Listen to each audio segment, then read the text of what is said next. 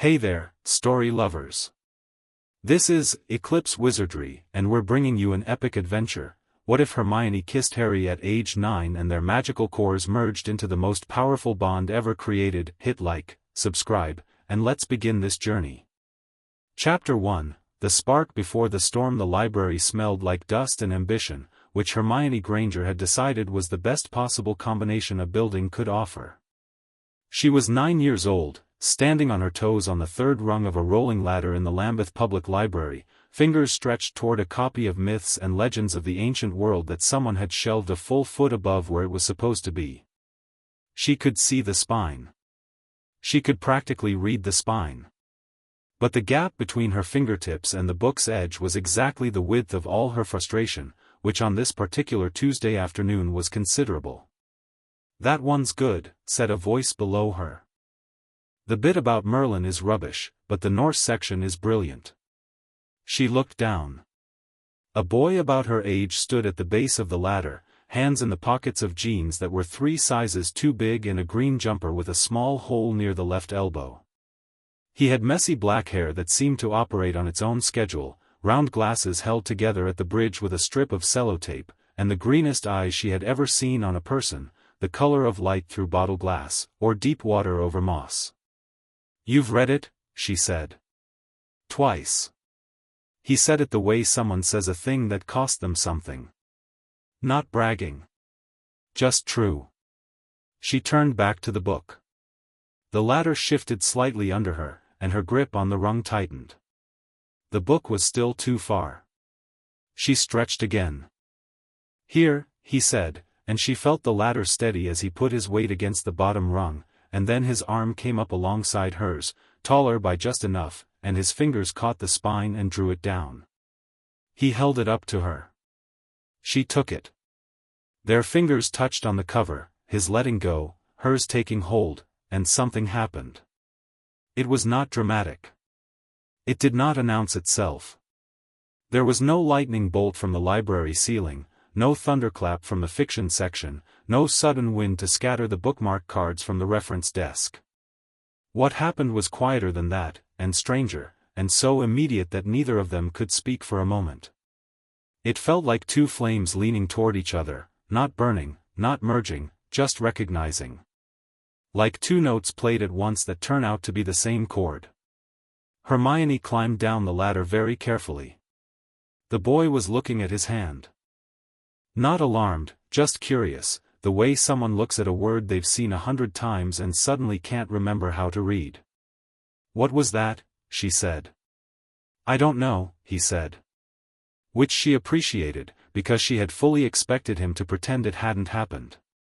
"I'm Hermione." "Harry." They stood in the Myths and Legends section of the Lambeth Public Library for another 30 seconds, not quite sure what the protocol was for the situation, and then Hermione said, "Do you want to sit down? I have a table in the back. By the window."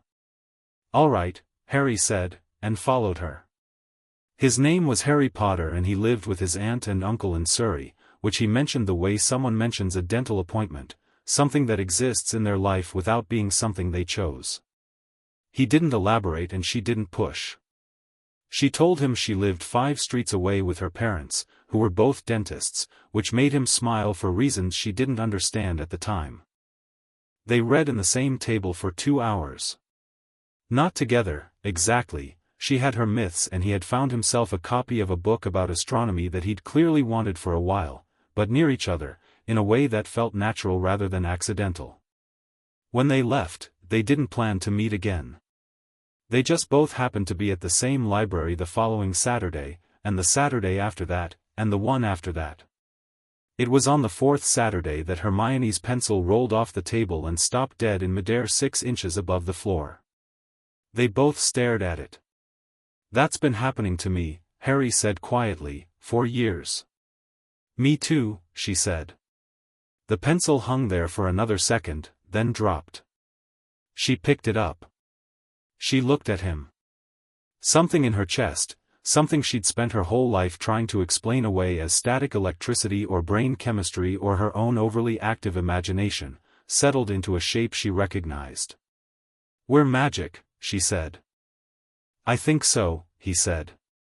It was, she would reflect later, the least dramatic way possible to confirm the most dramatic thing that had ever happened to either of them. But that was how it was with Harry. The biggest things came quietly. They started meeting 3 times a week after that.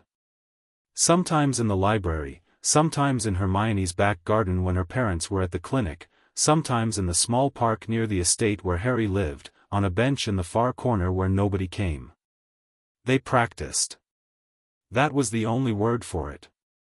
They didn't have books yet, real books, the kind that explained what they were and why, but they had the magic itself, and the magic was surprisingly willing to be interrogated.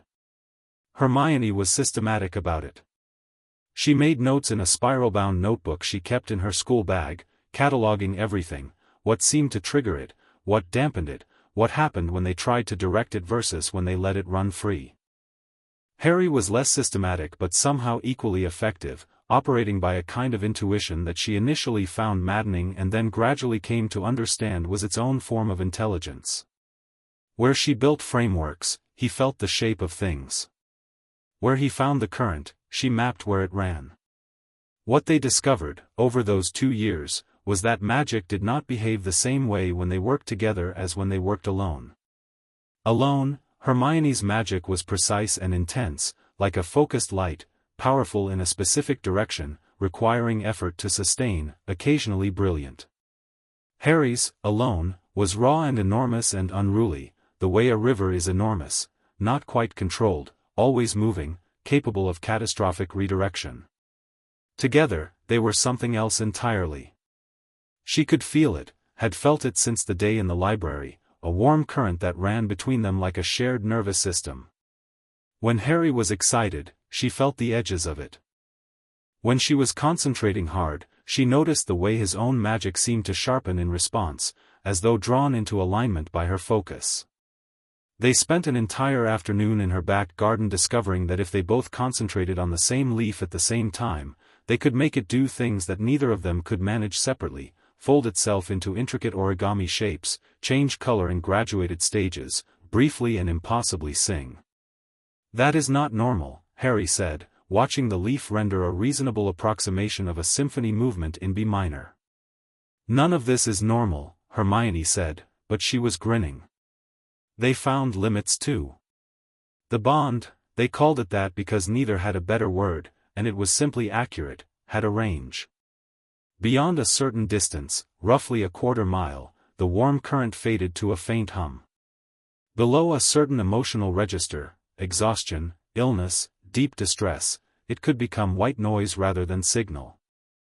And there was one afternoon in April of the second year when they'd both pushed too hard, trying to do something stupidly ambitious involving a thunderstorm and a copper rod, and they'd both ended up flat on their backs in Hermione's garden, staring at the sky, with thumping headaches and sheepish expressions. Let's not do that again, Harry said. Agreed, Hermione said. Not without better theory. You and your theory. You and your, let's just try it and see. That works at least 50% of the time. That is not the reassuring statistic you think it is.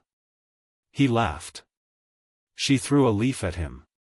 The leaf, briefly, threw itself back. By the time the letters arrived, they were ready. Not because they'd prepared for Hogwarts specifically, neither knew Hogwarts existed, but because they'd spent 2 years learning to be what they were.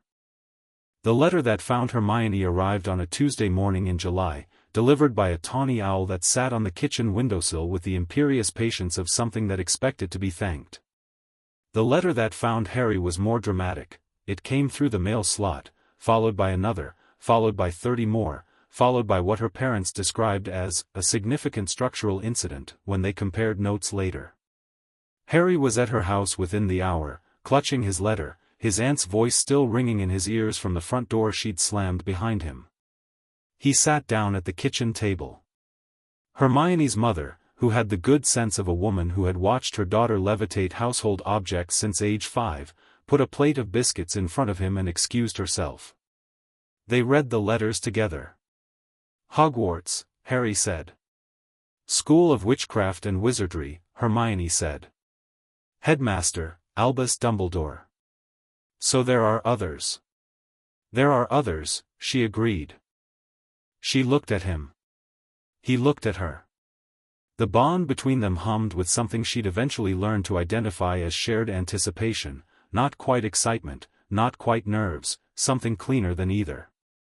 Are you scared? He asked. Absolutely, she said. Are you? A bit. Good, she said. That means we're paying attention. He took a biscuit. She took one too. Outside, the owl tapped its beak against the window frame, reminding them it was still there. Right, Harry said. Where do we get wands? Diagon Alley was everything and nothing like what they'd imagined. Hermione had spent the week since the letters arrived reading every book she could find about magic and wizarding society in the Muggle public record, which was not much and was mostly wrong. Harry had spent the week in his cupboard. His letter had confirmed what he'd long suspected about the Dursleys' relationship with honesty, emerging only when his uncle, who was clearly terrified in a way that made Harry contemplate the interesting intersection of fear and cruelty, let him out to receive a visit from a man named Rubeus Hagrid.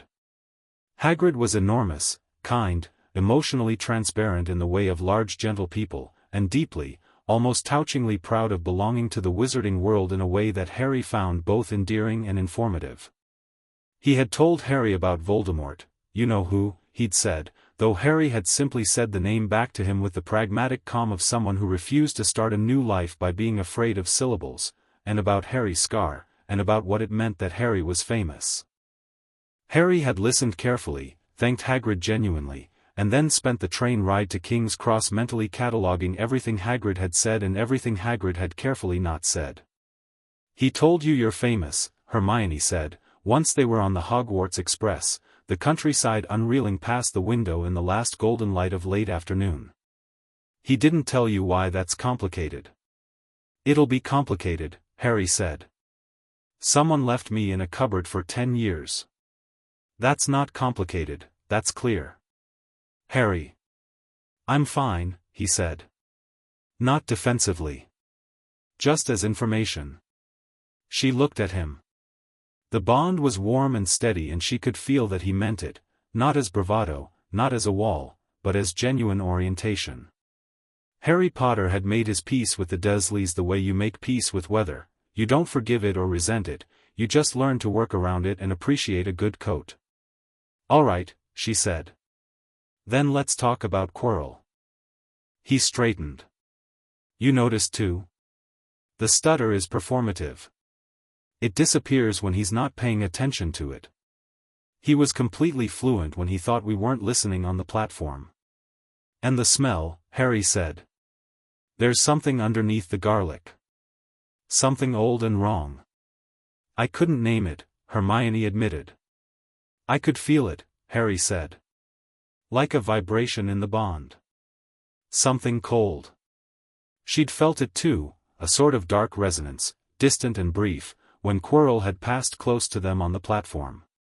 She pulled her notebook from her bag and wrote it down in the shorthand they'd developed together over 2 years. Harry watched her write, then added a small symbol in the margin that in their notation system meant watch and wait. She nodded and capped her pen. The door to their compartment slid open and a round-faced boy with an expression of sustained, low-grade panic leaned in. He introduced himself as Neville Longbottom and asked if they'd seen a toad. He said it with the tone of someone who had not had a good day and expected to continue not having one. Not yet, Harry said, but we'll look. Really? Neville said, as though he'd offered to rearrange furniture for a stranger and they'd said yes.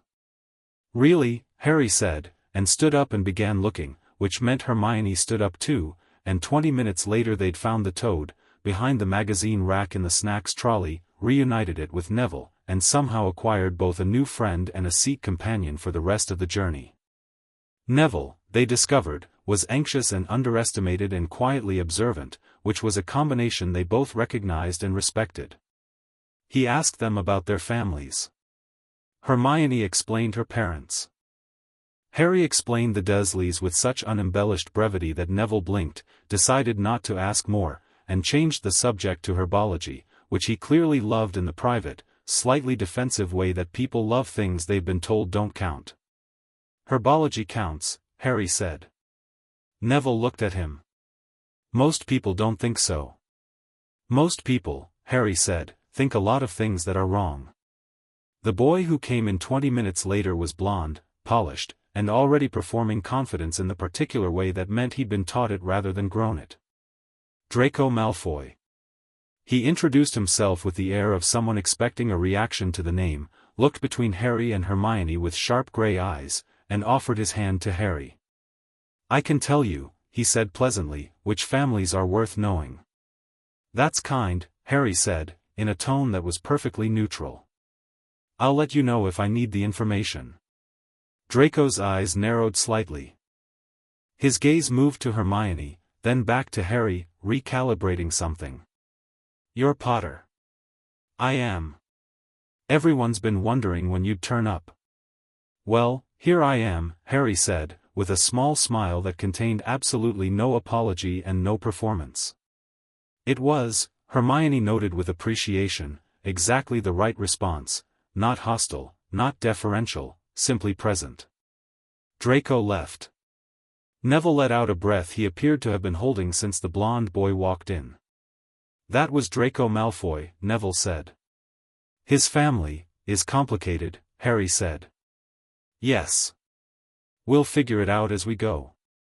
Hogwarts appeared out of the darkness the way great things sometimes do, suddenly, fully formed, undeniable. They came across the lake in boats through a warm September night, and the castle rose above them, all turrets and lit windows and ancient weight, and Hermione felt something in the bond between her and Harry shift and deepen, as though the magic in the castle had noticed the magic in them and was adjusting itself to make room. Harry sat very still in the boat beside her, looking up at the towers, and the expression on his face was not wonder, exactly, he'd seen wonder, he could do wonder, but something older. Recognition. Like finding a word for something you'd always felt. Look at it, she said softly. I am, he said. Inside, they were met by a tall, severe witch with an enormous bun and the expression of a woman who had seen everything and remained unimpressed by most of it. Professor McGonagall led them through marble corridors and up staircases that shifted, which most of the first years found alarming and which Harry and Hermione found simply interesting, and delivered a brief, precise explanation of the house system in a tone that managed to be both welcoming and completely without nonsense. Then she left them in an antechamber to wait, and the first years clustered together in the nervous way of people who don't yet know each other, and a boy named Ronald Weasley appeared beside Harry and said, I heard you defeated you-know-who. I was 1 year old at the time, Harry said, so my contribution was probably limited. Ron Weasley laughed, a genuine, uncalculated laugh, and immediately became more interesting. He was tall, red-haired, had 6 brothers and was clearly both loved and slightly flattened by that fact, and talked about Quidditch with the effortless fluency of someone who has organized his interior life around it. He and Harry discovered a mutual appreciation for the sport in the 2 minutes before McGonagall returned, which was fast even by Harry's standards. The Sorting Hat was old and frayed and deeply, architecturally confident about its own perceptions. It sat on a stool at the front of the Great Hall while every student in Hogwarts watched and evaluated, and it sang a song about the houses that Hermione had already read about in Hogwarts, a history and Harry had listened to with the particular patience of someone who files away information and waits. When it was her turn, Hermione sat on the stool and the hat dropped over her eyes and she was in a conversation before she'd fully prepared for one. Oh, said the hat, and there was something almost startled in the way it said it. Yes? She thought at it. You're one of the bonded ones, it said. I haven't felt this in a very long time. Not since, well. Long enough that I'd begun to wonder if it still happened. Is it a problem? She asked. A problem, it repeated, as though tasting the word. No. Not a problem. A question. You could sit anywhere and succeed. You know that, don't you? Ravenclaw would adore you. Slytherin would recognize you. But you already know where you're going. She did.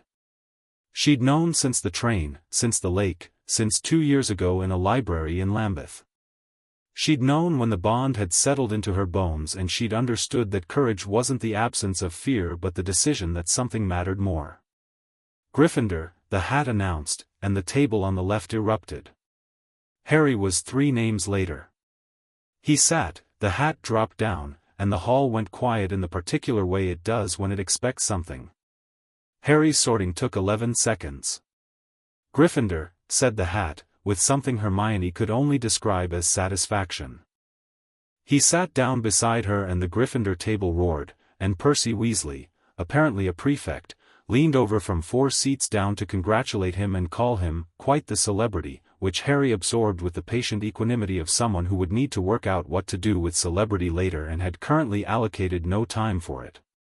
Ron Weasley was sorted into Gryffindor too, landing in the seat across from them with an expression of profound relief, as though he'd been briefly and seriously afraid of ending up somewhere that would have been hard to explain to his mother. The feast appeared. Hermione ate and watched and listened, and Harry ate and watched and listened, and they didn't need to say much to each other because the bond was running warm and full between them, carrying impressions and responses too quick and small to be words. She felt the moment he clocked Dumbledore, the long-bearded headmaster at the high table, watching the room with eyes that were kind and appraising and somewhat too interested in Harry for comfort. She felt him catalogue it and file it. Dumbledore was, at first impression, genuinely magnetic. He radiated the sort of authority that comes not from force but from the deep-rooted confidence of a man who has never found a room he couldn't understand. His speech after the feast was brief, funny, and contained exactly one sentence that was not meant to be funny, a warning about the third-floor corridor on the right-hand side that he issued with a smile and then moved immediately past, as though having said the words was sufficient.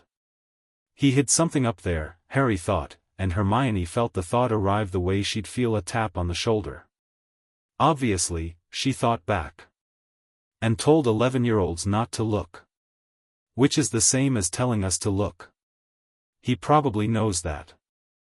That's what worries me. They both looked at Dumbledore at the same moment. He was talking to Professor Snape, the hook-nosed man in black robes whose gaze had found Harry during the feast and held there for a calculating 2 seconds before moving away. Dumbledore laughed at something Snape said. Snape did not laugh back.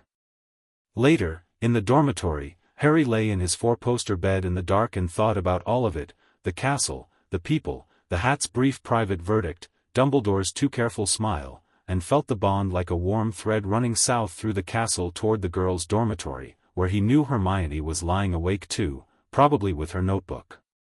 He was right. He could feel her writing. The scratch of the pen translated itself through the bond into something like comfort, the way certain familiar sounds will, rain on a window, a fire settling, the particular quiet of a library at closing time. He thought, we're actually here.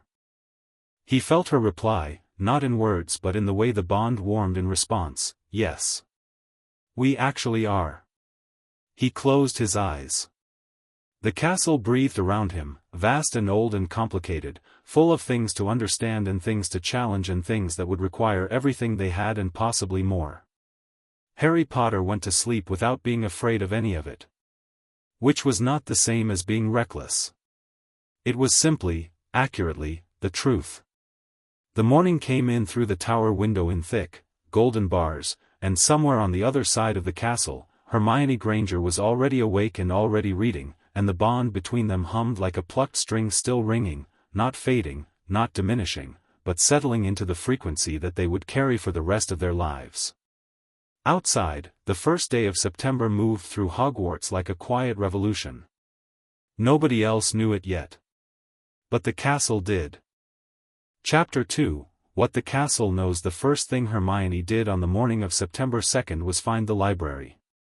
Not because she was lost, she had memorized the floor plan from Hogwarts, a history well enough that she could have navigated the castle blindfolded, accounting for the 17 known staircase shifts, but because she needed to confirm the library was real and not something she had simply wanted badly enough to hallucinate. It was real. It was better than real. It was 3 floors of bookshelves so tall they needed rolling ladders and a restricted section behind a velvet rope that gave off a faint, low pressure in the air, like the feeling before a storm. She stood in the middle of it for 30 seconds with her eyes closed, breathing it in. "Well?" Harry said from behind her. She opened her eyes. "Better than I expected." "High praise." "The restricted section has a ward on it. Passive, but layered. At least 3 separate castings." He came to stand beside her and looked at the velvet rope with the mild, interested expression he used when something had presented itself as a puzzle worth solving. "How long do you think before we need what's in there?" 2 weeks, she said. "Maybe 3.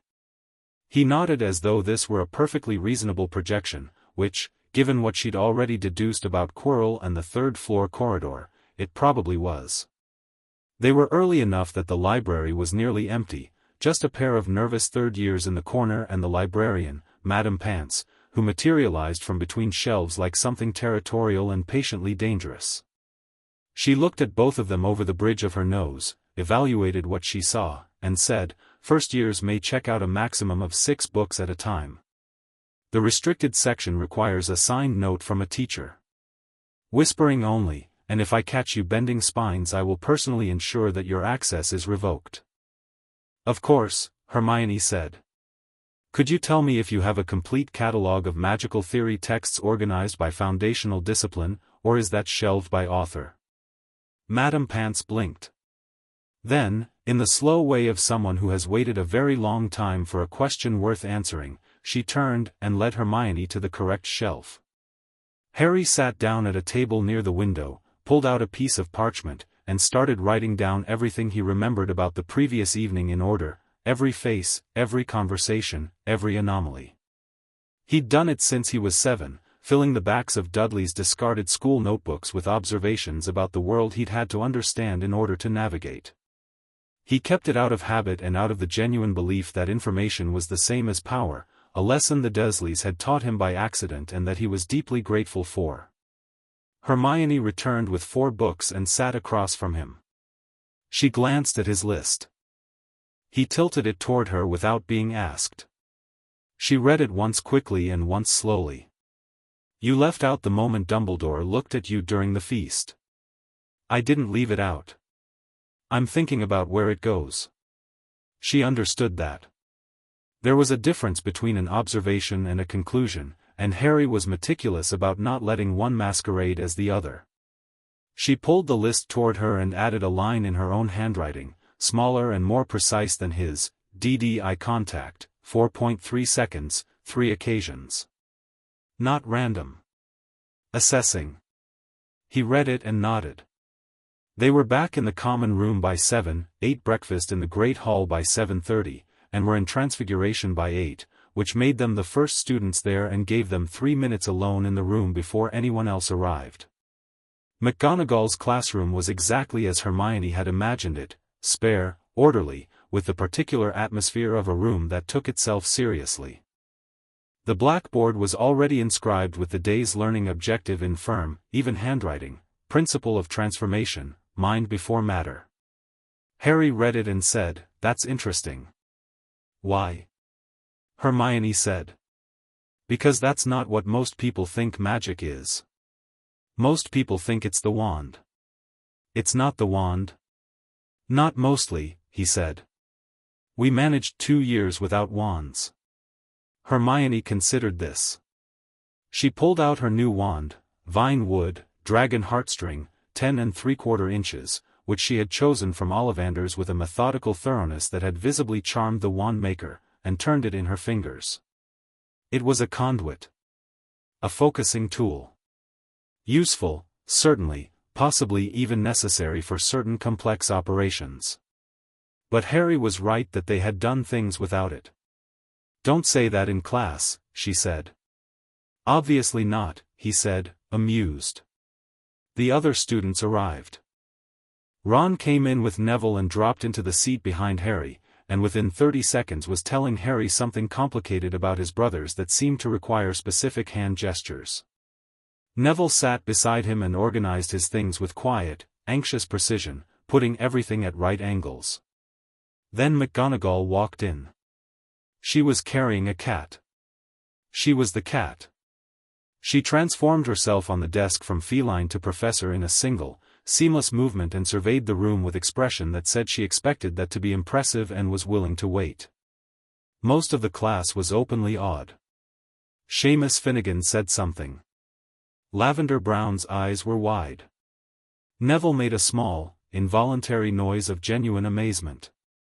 Harry and Hermione watched with focused attention, because what they were tracking was the mechanics, the way her magic moved, the precise integration of will and form, the absence of any visible effort at the moment of transformation. Not unimpressed. Simply studying. McGonagall noticed. They were, perhaps, 2 of 20 students in the room, but she noticed the way they watched, and her eyes moved between them once, briefly, before she began the lesson. Today they were transforming matches into needles. McGonagall demonstrated. The match became a needle with such clean inevitability that it seemed to have always been a needle and the match was the dream. Hermione had hers transformed in 40 seconds. It was not a performance, she simply knew, with the intuitive understanding of someone who had spent 2 years learning to hold a precise mental image and push magic along the line of that image, what was required. She didn't wave her wand dramatically. She touched the match, formed the image cleanly, let the magic follow. Harry's took a minute and a half, which required a moment of explanation. Mine works differently than yours, he told Hermione quietly, while the rest of the class was still concentrating on their increasingly bent or slightly silvered matches. You hold the image. I have to feel the change. What do you mean, feel it? Like, the match wants to be the needle. I just have to agree with it. She stared at him. That is either deeply wrong or the most advanced thing anyone in this room has said today. It worked, didn't it? The needle sat perfectly on the desk between them, gleaming without a single flaw. McGonagall materialized at their table without either of them noticing her approach, which was impressive. She looked at the needles. She looked at Harry's. She said, Mr. Potter. Could you explain your method? Harry explained, in approximately the same words he'd used with Hermione, without any evident concern about being correct or incorrect. He simply described what he'd done. McGonagall was quiet for 3 seconds, which Hermione would later identify as the longest deliberate pause she had ever seen from the woman. That is an empirically valid alternative approach, she said. Usually encountered in upper-level students. She paused again. Miss Granger. Professor. Your transformation has no flaws. Thank you. I wasn't complimenting you. I was noting that the absence of flaws in a first attempt is either luck or prior exposure. Which was it? Hermione met her gaze. Neither. McGonagall held the look for a moment, and something shifted in her expression, not warmth, exactly, but the closest approximation of it she seemed to operate. 5 points to Gryffindor. Each. She moved away. Ron leaned forward from behind. That was either brilliant or terrifying. Both, Harry said. The really good things usually are. Charms was different from transfiguration the way weather was different from architecture, one was structure and principle, the other was force and direction. Flitwick was a small man with an enormous enthusiasm who bounced visibly when excited and was excited, it appeared, by almost everything. He took the register with the air of a man who found names genuinely interesting, got to Harry's name, said, "Ah, yes," and fell off his stack of books, which he absorbed with the equanimity of someone who had done it before and would do it again. They were learning Wingardium Leviosa. Flitwick demonstrated the wand movement with the patient joy of an artist showing a technique he loved, and set them to it. Harry levitated his feather in 40 seconds. He did it with minimal wand movement and no verbal component, because the verbal component, he had determined during 2 years of experimentation, was scaffolding, useful for precision in complex work, but not the mechanism itself. The feather rose, steadied, and hung in the air with absolute stillness. Flitwick turned around, saw it, looked at Harry, looked at the feather, looked back at Harry, and said nothing for approximately 5 seconds. Then he said, non-verbally, "In your first charms lesson." He sat down in his chair. He stood back up.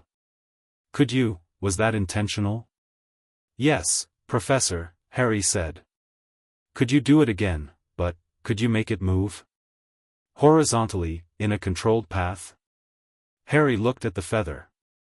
The feather moved in a clean, level arc from one side of the desk to the other and back again. Flitwick sat down again. He appeared to be working through something internally. 5 points to Gryffindor, he said finally, slightly hoarsely. "Miss Granger, let's see yours." Hermione's was verbal and deliberate and technically perfect. She'd focused on pronunciation and wand angle and had produced a textbook example of the charm.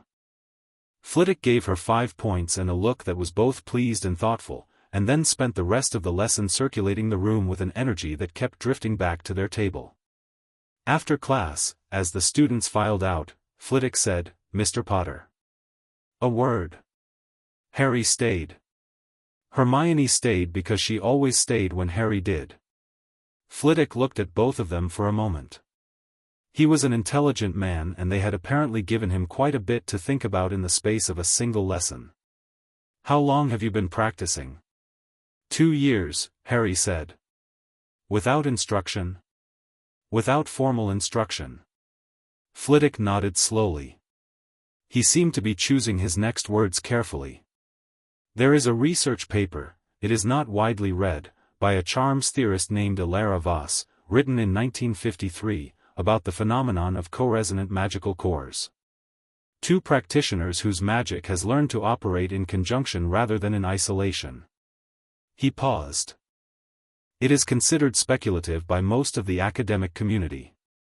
Hermione immediately pulled out her notebook. "Do you have a copy?"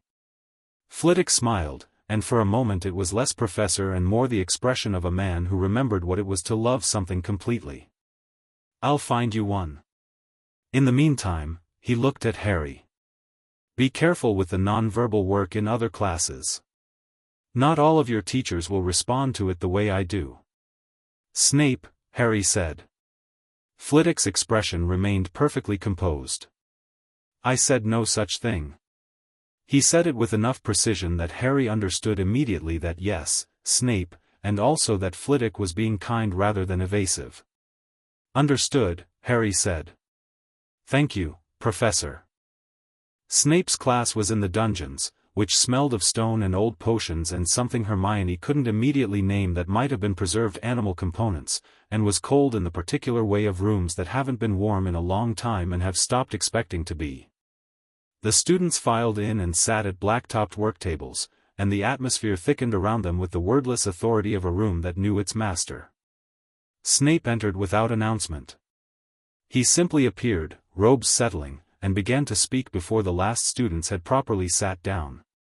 His voice was low and very controlled, and the first thing he said was a question, "Potter, what would I get if I added powdered root of asphodel to an infusion of wormwood?" It was a test with an audience. Every face in the room turned toward Harry with the combined focus of people who had already sorted out that this was not a real question. Harry met Snape's gaze. "Draught of living death," he said. "One of the most powerful soporific potions known. The specific ratio matters, too much asphodel relative to the wormwood and the draught becomes irreversible rather than suspending. The name is actually a reference." "That will do," Snape said. His expression had not changed, but something in it had shifted, a micro-recalibration, swift and private. He asked 2 more questions, both of which Harry answered without hesitation, and then moved on to the lesson with the controlled, disappointed energy of someone who had expected an easy target and found the target missing. Hermione had watched the exchange with her hands flat on the table and her face carefully neutral, and had felt through the bond the particular steady calm Harry had maintained, not defiance, exactly, just the complete absence of the flinching that Snape had been looking for. "He hates that," she thought. "And then, he'll recalibrate and try something else." She was right. 20 minutes into the lesson, Snape moved to their table to inspect their potion preparation. They were working on a simple base reduction, essentially a structural exercise, cutting and measuring, and spent a long moment looking at Hermione's work before saying, in the tone of someone who had considered the precise angle of the blow, 4.5 inches of boneslung skin, Miss Granger. The instructions specify 5. Hermione looked at her measurement. She looked at the instructions. She said, the instructions specify 5 inches as a default, Professor. For a base reduction used as a preparatory exercise, 4.5 produces a more stable viscosity at low heat. The extra half-inch would overcomplicate the texture of the compound without functional benefit at this stage.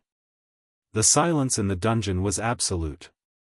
Snape looked at her with an expression that had vacated all effect, the blankness of someone who has received unexpected information and is reordering around it. You have done this before, he said. Not this specific preparation, she said. But the principles aren't specific to this preparation. He said nothing for a full 3 seconds. Then, 5 points from Gryffindor for unsolicited deviation from prescribed instructions. He moved away. Ron said, quietly, from the other end of the table, did he just take points because you were right? Yes, Harry said. Can he do that? Apparently, Hermione said. That's mental, Ron said. Welcome to Snape's class, said a girl across the table who had introduced herself as Millicent Bulstrode during introductions and appeared to be finding the whole exchange more interesting than threatening. After dinner, which Harry ate at notable speed because he wanted to do something before the evening was over, he leaned toward Hermione and said, quietly, 3rd floor. She looked at him. Tonight? Just a look. She considered this. The practical argument was that it was their first week and they had no established reason to be wandering corridors after hours, and if caught the points penalty would be significant. The counter-argument was that the bond had been running a low, persistent current of urgency all day whenever she thought about the 3rd-floor corridor, and Harry's magic, which was excellent at detecting anything cold or wrong feeling, had been quietly agitated since the feast. Cloak, she said. Harry had an invisibility cloak. He'd had it since before they'd arrived. Hagrid had given it to him, claiming it had been left with Dumbledore by Harry's father, though the way Hagrid had carefully avoided looking directly at him when he'd said it made Harry quietly certain there was more to the story. The cloak was extraordinary. Not just good at its job, but wrong in the way that truly ancient and powerful things were sometimes wrong, too quiet, too complete, too efficient. Objects made by individual craftsmen had quirks. This one had none. They went after the common room had mostly cleared, Harry under the cloak and Hermione beside him with a notice-me-not charm she'd found in one of her library books and tested successfully on her dormitory roommates. The bond made it simple to move together without speaking. She could feel his direction, feel when he stopped, feel the small alert in his attention when he heard something. The 3rd-floor corridor was unremarkable at first inspection: stone walls, torches, a door at the end that was locked with what at surface level appeared to be a standard Allohammer-susceptible lock. Harry crouched near the door and held very still. Hermione watched his expression. She felt through the bond, there was something large on the other side. Something alive. And beneath that, below the living warmth of whatever animal presence waited beyond the door, something else, cold and geometric and worked, like a set of layered spells stacked with purpose. It's guarded, Harry said softly. More than one layer, she agreed. I can feel the structural charms. Someone built this properly. Dumbledore, Harry said. Or someone working for him. Same difference, for now. He stood up. His expression was interested and clear. There's something under all of that. Something that isn't a charm. It's old.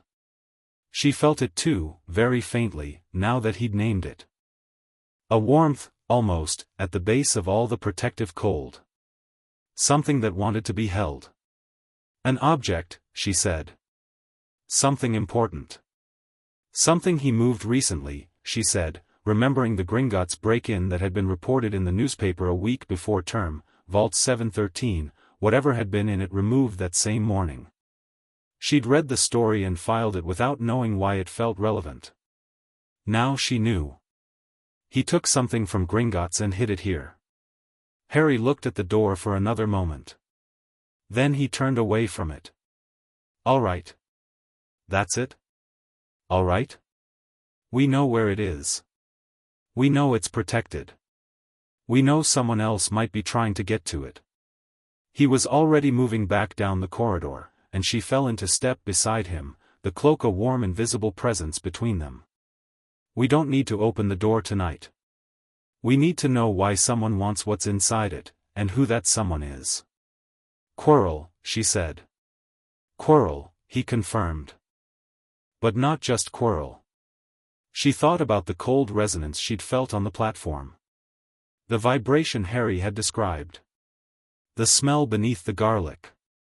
She thought about the name she'd read about in every history book she'd found, the name that people in the wizarding world refused to speak, and what it meant that someone was wearing that name the way a coat can be worn over something else entirely.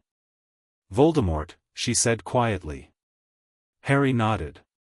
He said the name without hesitation or flinching, because he always had, and she loved him for it in the practical, bone-deep way she loved him for everything, not romance, not yet, just the complete and total preference for his presence over his absence that had been true since a library ladder in Lambeth. They were nearly back to the common room when they came around a corner and nearly walked into Percy Weasley, who was performing prefect rounds with a combination of genuine dedication and mild pomposity. Percy stopped. He looked at where Hermione was standing. He could not see Harry, but Harry's hand was on Hermione's arm and she felt him go still. Miss Granger, Percy said. Why are you out of the common room after hours? I couldn't sleep, she said. I was walking. Percy's expression was the particular expression of someone who wanted to believe a simple story and was constitutionally incapable of fully committing to it. You're aware that out-of-bounds wandering after hours results in point deductions. I wasn't aware I was out of bounds, she said. I thought the restriction was to the third-floor corridor specifically. Percy blinked. He reconsidered. Be back in the common room in 5 minutes. Of course. Thank you, Percy. She walked past him. Harry, invisible, moved with her. They were 20 steps away when Percy called after her, Miss Granger. She turned. The third floor, he said, in a voice that had dropped some of its officialness. Don't. Whatever you think is interesting about it. He paused. Fred and George nearly got to it 2 nights ago and even they backed off. Hermione looked at him for a moment.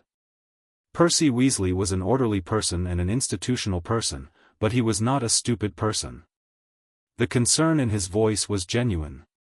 All right, she said. Thank you. She didn't tell him they'd already been.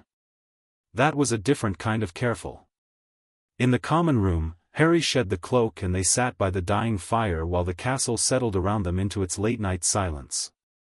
Ron was still up, inexplicably, playing chess against himself with an intensity that suggested he was trying to work something out. Where've you been? He said, without looking up. Walk, Harry said. Ron moved a bishop. Yeah, he said. Okay. He moved a pawn. The third floor thing is going to be a problem, isn't it? Harry sat down across from him. Why do you say that? Because whatever Dumbledore put in there, he told 11-year-olds about it. On purpose. Ron moved another piece. Which means he wants someone to try. Which means someone's going to try and he's going to let them, because he wants to see what happens. Ron finally looked up.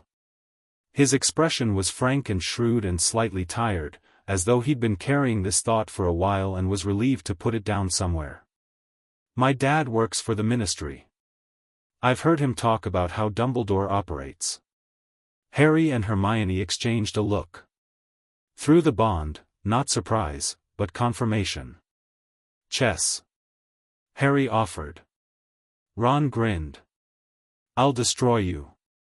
Probably, Harry said. I'll figure out your patterns by the third game. Ron set up the board with renewed energy. Hermione opened one of her library books. The fire crackled. Neville appeared from the stairs, blinking and carrying Trevor the Toad with the practiced ease of someone who has learned to always know where his pet is at 3 in the morning. Outside, the castle breathed in its old, patient way, full of secrets and watchers and things in the dark that were not afraid of the dark at all. And in Snape's office on the ground floor, behind 3 locked doors, the hook-nosed professor sat at his desk with a sheet of parchment in front of him and wrote 2 names at the top, underlined them twice, and stared at them for a long time. The troll arrived on Halloween. It arrived the way disasters usually do, announced too late and by someone who was already panicking, which meant that half the information was missing and the other half was wrong. Professor Quirrell burst into the great hall during the feast with his turban askew and his stammer so thick that it took 20 seconds to understand he was saying troll in the dungeons, and then the hall erupted in the particular way of a crowd that has been told something alarming without being told what to do about it. Dumbledore's voice cut through it like a blade, clear and authoritative, directing prefects to lead students to their dormitories, and the hall began to move in the controlled chaos manner of a large group of people following instructions they only half understood. Harry was already up. Not running, not panicking, simply up, and Hermione was beside him because she'd felt the shift in the bond the moment Quirrell had walked in. Not alarm, exactly. More like the particular sharpening of focus that happened when something real began. Where? She said. Not the dungeons, he said. That was a distraction. The smell, she'd caught it too, drifting through the feast hall beneath the pumpkin and candle scent of Halloween, something animal and very large and recent, moving air the way big things move air. Girls' bathroom, she said. 2nd floor. I can feel, yeah. He was already moving. They went up rather than following the stream of students. Ron caught up to them on the 2nd floor landing, breathing hard from running, and said, "Where are you? Oh, that smell. Stay close," Harry said, and pushed open the bathroom door. The troll was enormous.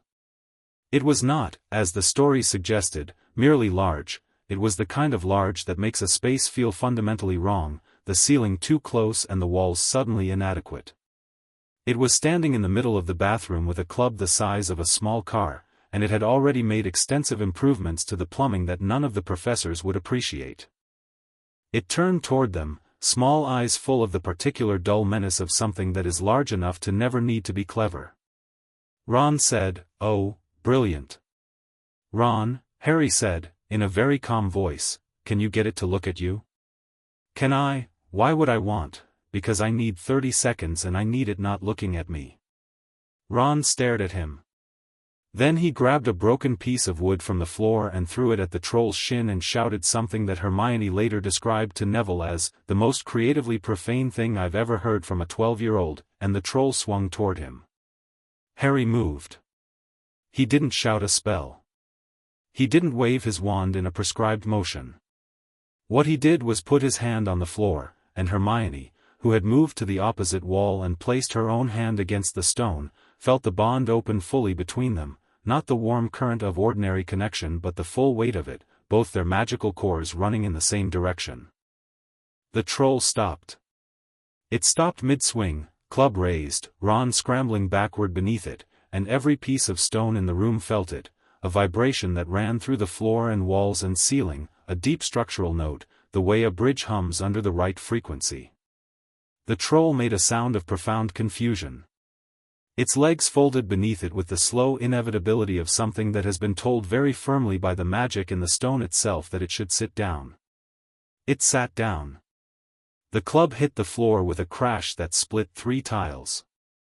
The troll blinked at Harry with the glazed expression of something that had been moved by a force it couldn't identify.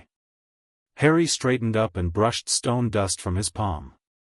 Ron stared from behind a fallen wall section. "What did you just..." "Stone binding," Hermione said.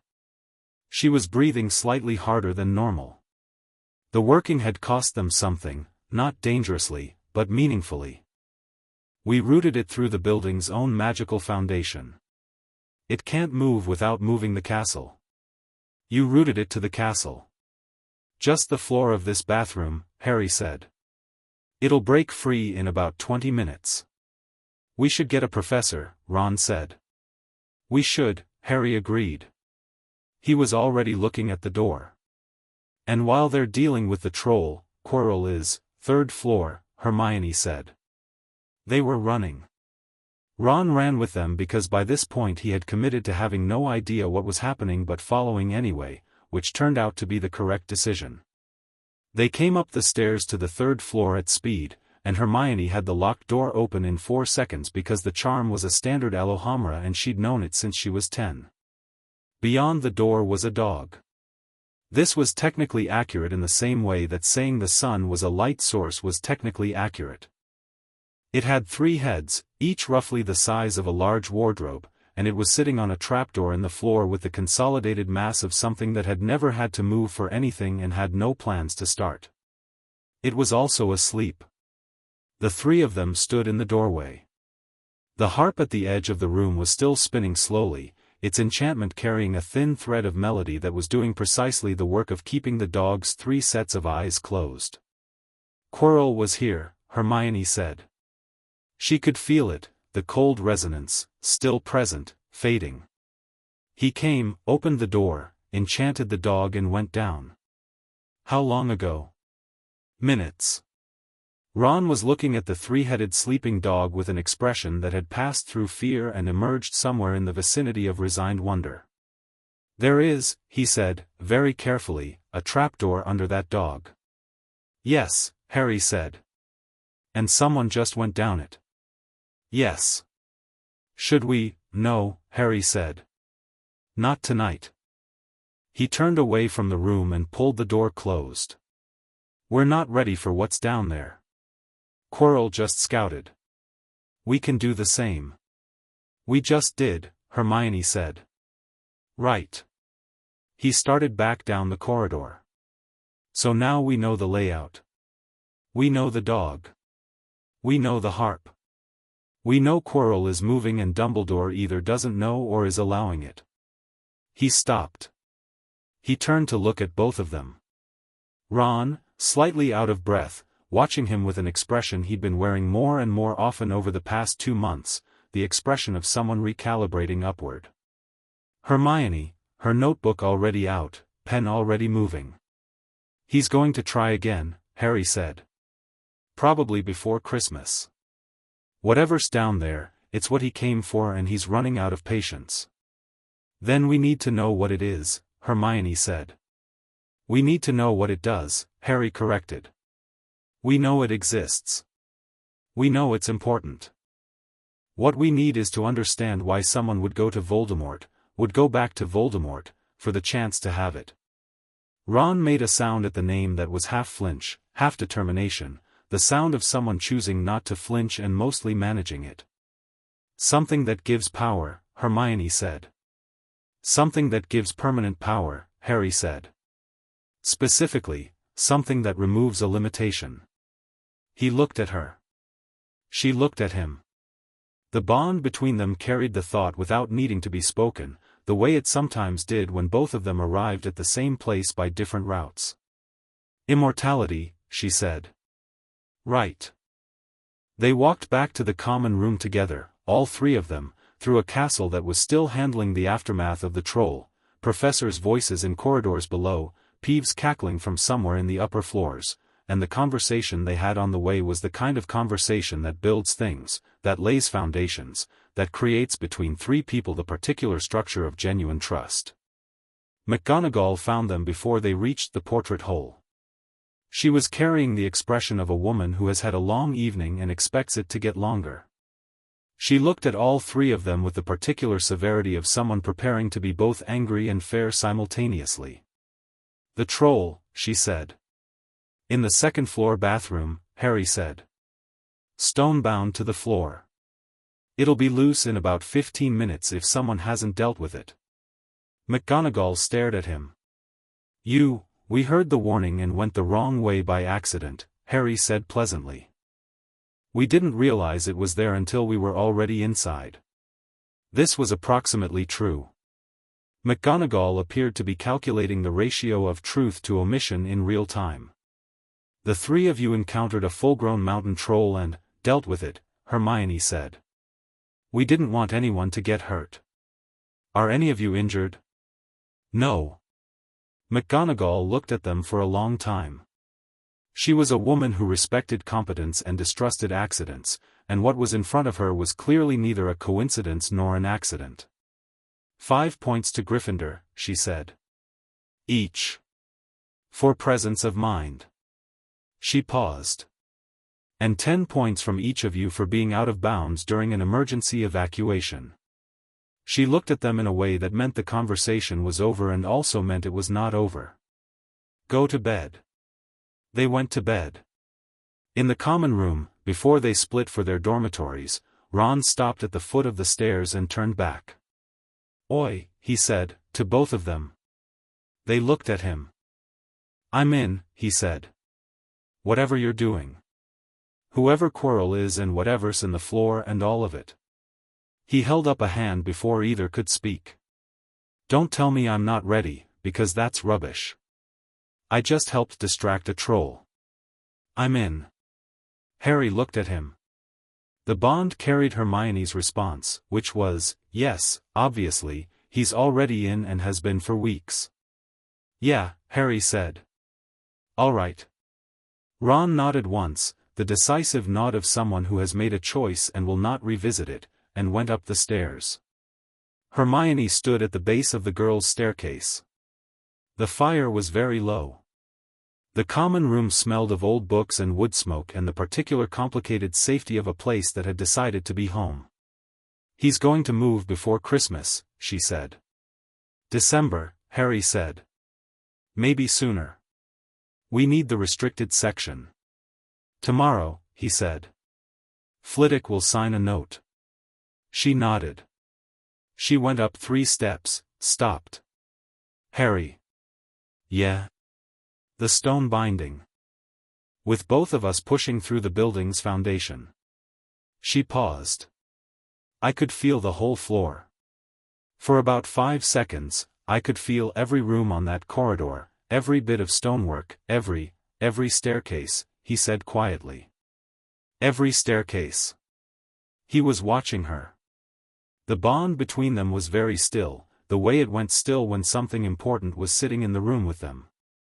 We're getting stronger, she said. Not with pride.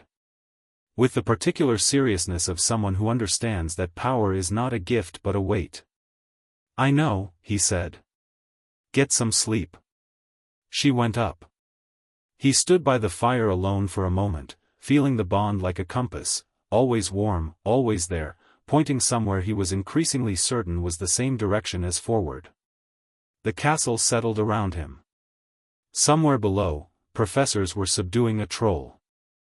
Somewhere above the first floor, a man with a stammer that wasn't real was reporting back to a voice that lived at the back of his skull. Harry Potter went upstairs without being worried. He had work to do. Chapter 3, The Mirror and the Stone. December arrived at Hogwarts the way it always did, suddenly and completely, as though the castle had been waiting for permission and finally got it. Snow came down in thick, unhurried sheets, the lake froze to a dull pewter mirror, and the corridors filled with the smell of pine and candle wax and the particular festive anxiety of students who had not started their holiday essays. Harry noticed none of this in any aesthetic sense. What he noticed was that Quirrell was moving faster. It had been building since November, small things, individually easy to explain away, collectively impossible to ignore. Quirrell taking longer routes between classes that happened to pass the third-floor corridor. Quirrell in the library after hours, in sections that had nothing to do with defense against the dark arts.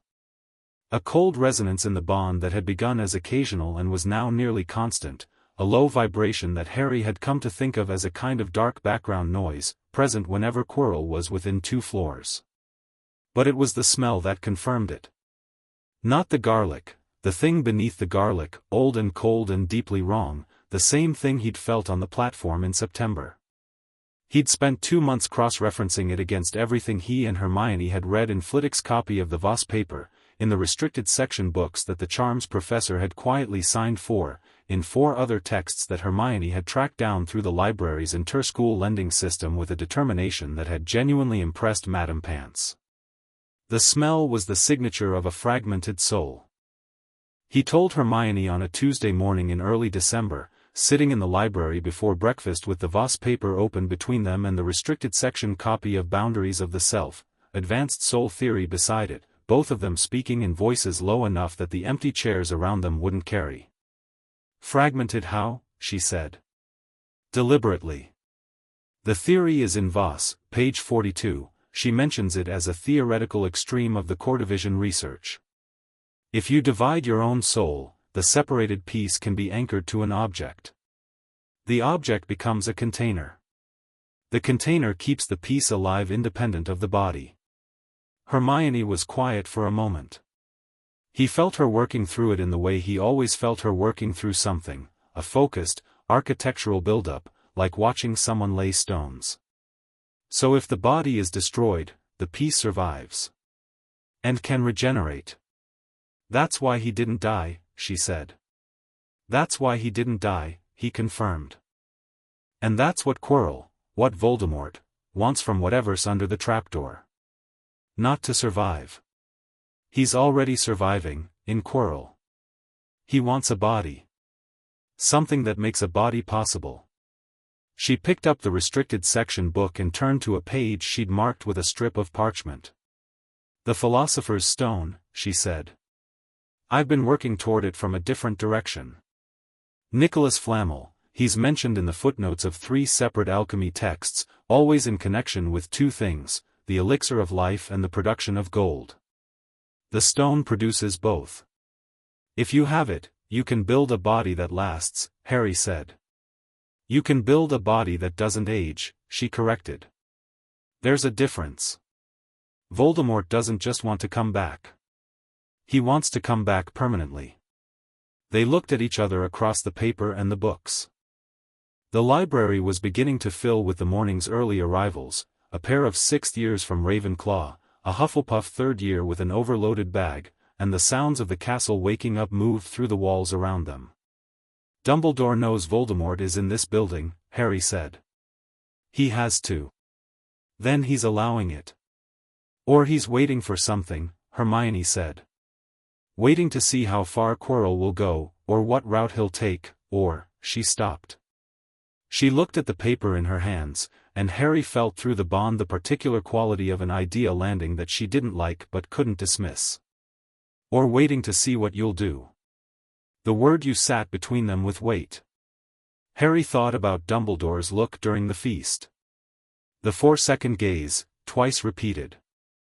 The 3rd floor warning delivered with a smile at first years who were, by any reasonable assessment, exactly the kind of people who would hear "don't go there" and immediately begin considering options for going there. The invisibility cloak, delivered by Hagrid who'd received it from Dumbledore who claimed to have held it in trust, but the cloak had arrived at the beginning of term, before Harry had done anything to demonstrate he would use it. He's had this planned for a long time, Harry said. That doesn't mean his plan involves you surviving, Hermione said. Not cruelly. Just precisely. No, Harry agreed. It doesn't. He closed the Voss paper. He stood up. He was 11 years old and he was thinking about a man who was broadly considered the greatest wizard alive with the calm, appraising attention of someone who had decided to take him seriously rather than trust him reflexively, and the distinction felt important. We need to know what's down the trapdoor, he said. All of it. Not just the dog. Agreed. But we go in prepared, not reactive. Christmas break, he said. The castle will be half empty. We can move properly. Ron's staying, she said. His brothers too, apparently. Good.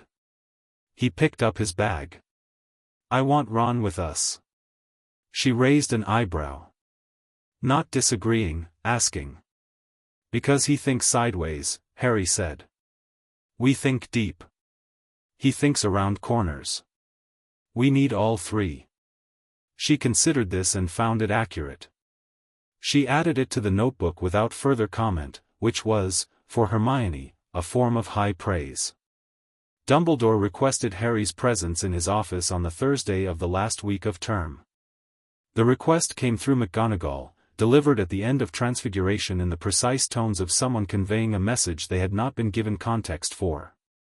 Harry said, "Of course," and that afternoon walked up through the castle to the stone gargoyle on the 7th floor and gave the password, "Sherbet Lemon," delivered by McGonagall with the faint pained expression of a woman who had said these words many more times than she'd expected to when she accepted her job, and rode the rotating staircase up to the headmaster's office.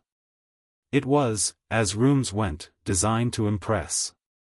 Portraits of old headmasters slumbered or pretended to slumber in their frames. Instruments on the side table moved with quiet, purposeful complexity. Fawkes the Phoenix sat on his perch and regarded Harry with one orange eye that contained, Harry thought, a quality of attention more like a person's than a bird's. Dumbledore was behind his desk, and he smiled when Harry entered, the warm, inclusive smile of a man who was very good at warmth and understood its utility. "Harry," he said. "Sit down, please." Harry sat. He folded his hands on his knee and met the old man's gaze and waited. Dumbledore looked at him for a moment with the eyes that were both kind and appraising, and Harry felt the edges of something, not intrusive enough to be called legitimacy, but a gentle, exploratory pressure, like a hand testing a door without trying the handle. He was not alarmed by it. He simply held the door closed, calmly, in the manner of someone who answers knocks rather than being walked into. Something shifted in Dumbledore's expression. Barely visible, but there. "I wanted to check in with you," Dumbledore said. "Your first term. How are you finding Hogwarts?" "Excellent," Harry said. "The coursework is engaging. The professors are genuinely skilled. And your fellow students?" "Interesting, on balance." Dumbledore's eyes moved over him with an attention that was careful and not entirely comfortable. "I hear from your teachers that you have exceptional facility with your work. Professor Flitwick is particularly enthusiastic. He's a good teacher. He says much the same about you." A small pause. "He mentioned your friendship with Miss Granger." Harry waited. "A remarkable young woman," Dumbledore said. "And the two of you together are, well." He smiled again. Flitwick used the word unprecedented, which from Filius is not a word offered lightly. He leaned forward slightly, the portrait of a grandfather interested in a grandchild's life, and said, "I hope you know, Harry, that you can come to me with anything that troubles you. Anything at all. I've known you, in a manner of speaking, since you were born, and I want very much for you to have everything you need here." The warmth was genuine. That was what made it complicated. Harry believed that Dumbledore genuinely cared about him in the way that people can genuinely care about a piece that is important to them. "That's very kind," Harry said. "I appreciate it. If you were to notice anything," Dumbledore's voice was light, airy, entirely unpointed, unusual. "In the castle. Anything that seemed strange or troubling. You would tell me." "Of course," Harry said. He said it without hesitation and meant it in the most technically accurate sense available. If he noticed something he thought Dumbledore both needed to know and was not already aware of, he would tell him. Neither of those conditions was currently satisfied. Dumbledore looked at him. For a moment, the performance of grandfather dropped away, not into hostility, not into coldness, but into the expression of a man who has encountered something more complicated than he expected and is, despite himself, impressed by it. The look lasted 2 seconds and then the warmth was back. "Enjoy your holiday, Harry," he said. "Thank you, Professor," Harry said. "You too." He walked back down the rotating staircase and stood for a moment in the corridor outside the stone gargoyle, feeling the bond pull warm and steady from the direction of the library. He thought, Dumbledore knows exactly what Quirrell is. He knows the stone is in danger. He's letting it happen. And underneath that, He looked at me and saw something he didn't expect and he doesn't know what to do with it yet. That was useful information. He went to the library. The mirror of Ariste was Harry's fault. He found it on Christmas Eve, wandering corridors he hadn't fully explored yet, using the particular wakeful energy of someone who has eaten well and sat still too long and needed to be moving. Ron and the twins were playing Exploding Snap in the common room. Hermione was in the library. She'd gotten special permission from Dumbledore himself to stay over break, which Harry had noted with the quiet amusement of recognizing a man who liked to keep interesting people where he could see them. The unused classroom on the 5th floor had a quality of abandonment that suggested it had not been used for ordinary things in a very long time. The mirror was tall, framed in gold, with an inscription running across the top that it took Harry 3 seconds to read backward: "I show not your face but your heart's desire." He stood in front of it. In the mirror, he saw his parents. He knew them from the single photograph he'd managed to ask Hagrid about: James with his messy hair, the exact same shade and texture as Harry's own, and Lily with red hair and green eyes that were his eyes, looking back at him with an expression of such complete, uncomplicated love that it felt like standing in sudden warmth after a long cold. He stood there for a while. Not crying. Harry had largely concluded that he was not a person who cried, at least not easily, which was perhaps a consequence of learning young that crying in the Dursleys' house produced no useful outcomes. But something in him was very quiet and very still, the way deep water is still, with a great deal of movement happening far below the surface.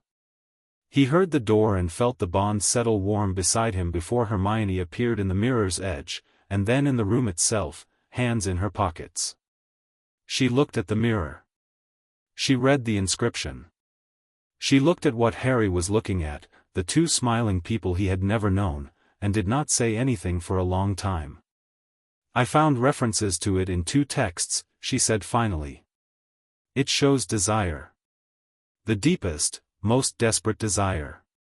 It can trap people who have nothing better than the reflection." "I know," Harry said. "Do you want to stay?"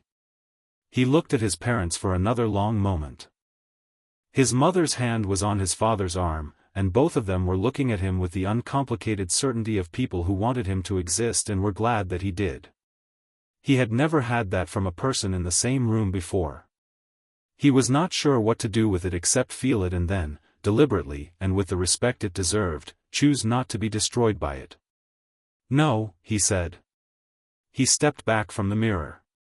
"No. They're not in there." Hermione nodded. She looked at the mirror once herself, briefly, and Harry felt through the bond a flash of something, her own reflection, whatever it showed her, before she stepped back too and her expression returned to its customary clarity. "What did you see?" he said. "Books," she said. "Which is embarrassing." "It's not embarrassing. It's a little embarrassing. You saw your parents and I saw books. You saw exactly what matters most to you." "Books," she said again, flatly. "The understanding in them," he said. "The answer you haven't found yet. You've wanted to understand things your whole life and nobody gave you the tools until your own magic told you what you were." She was quiet for a moment. "That's very perceptive for someone who just watched his parents in a magic mirror." "Multitasking," he said. She laughed, which was the sound he liked best in most circumstances and particularly in this one.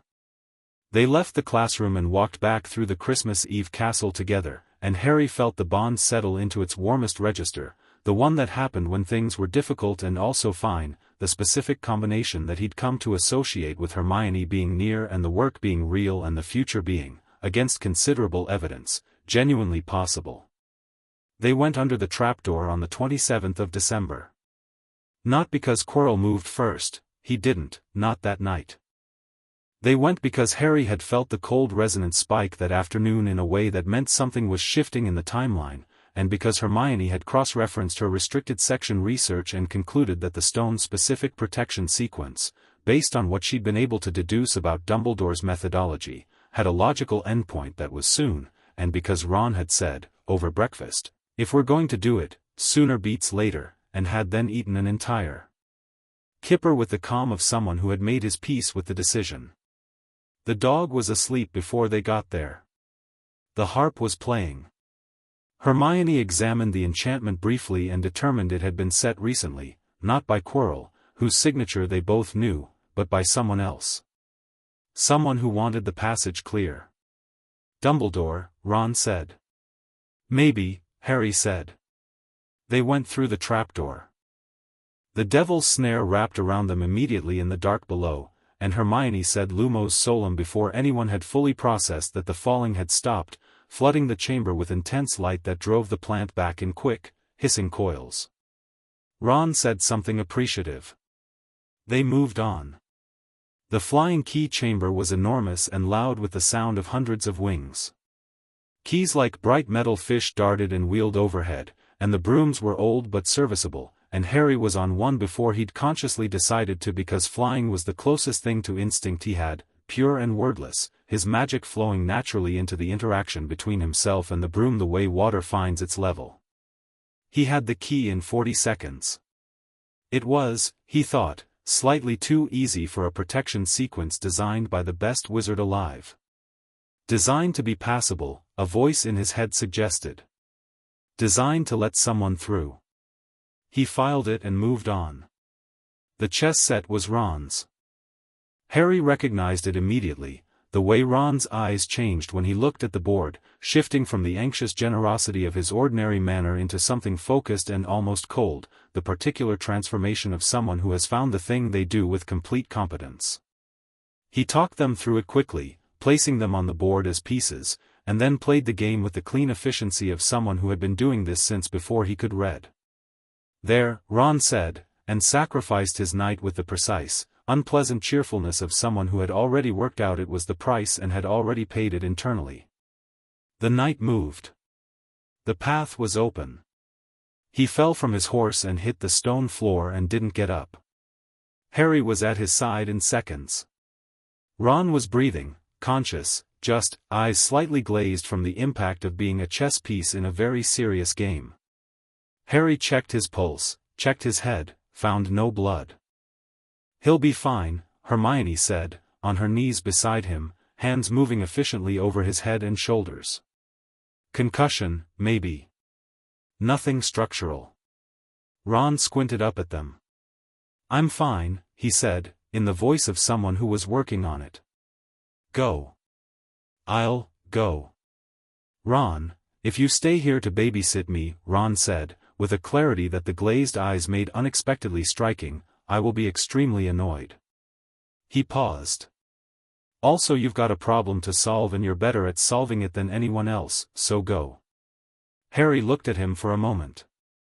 Then he gripped Ron's shoulder once, brief, firm, the kind of contact that means more than words, and both of them knew it, and stood up. They moved on. The troll in the next chamber was already incapacitated. Someone had been through ahead of them. Harry touched the stone floor and felt the cold resonance thick in the air, close now, and Hermione felt it too, both of them recognizing the sensation they'd been tracking since September. The potions chamber was Hermione's, completely.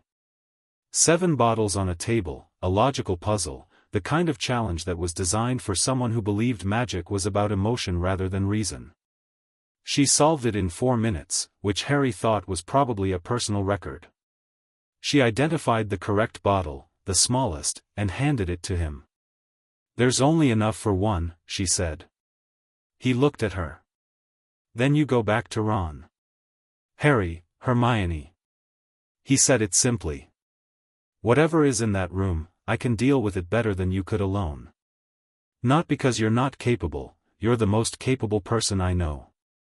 Because the bond won't work at range and I need you safe and functional in here so that if something goes wrong there is someone who knows everything and can act on it.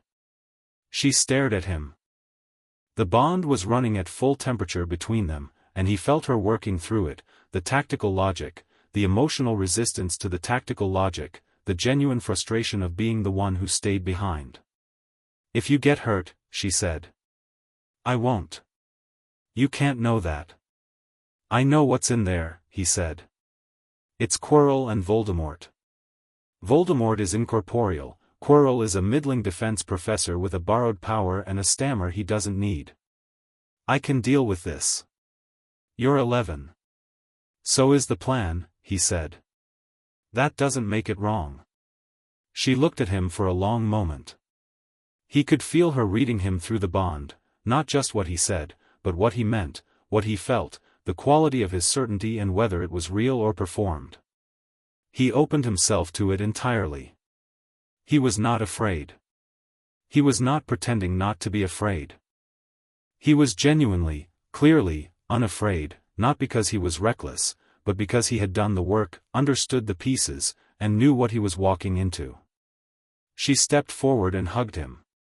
Quick and fierce and real, her arms around him and her face briefly against his shoulder, and through the bond he felt the full weight of everything she felt, the trust and the fear and the love of the specifically irreplaceable kind, the kind that has no category because it grew in a library and a garden and 2 years of shared impossible work before either of them had words for it. He held on for a moment. Then he stepped back and she let him go. Be annoying and brilliant, he said. Always, she said, and something in her eyes was absolutely steady. He drank the potion and walked through the black flame. The final chamber was smaller than he expected, and Quirrell was already there. The man had his back to the door and was standing in front of the mirror of Ariste, which had been moved down here and stood against the far wall reflecting the chamber back on itself. He turned when Harry entered, and the stammer was entirely gone. Potter, he said. His voice without the performance of it was different, quieter, more considered, with an undertone of something that sounded almost like regret. I wondered if it would be you. Did you? Harry said. Dumbledore leaves his pieces in obvious places. Quirrell tilted his head. The turban shifted slightly.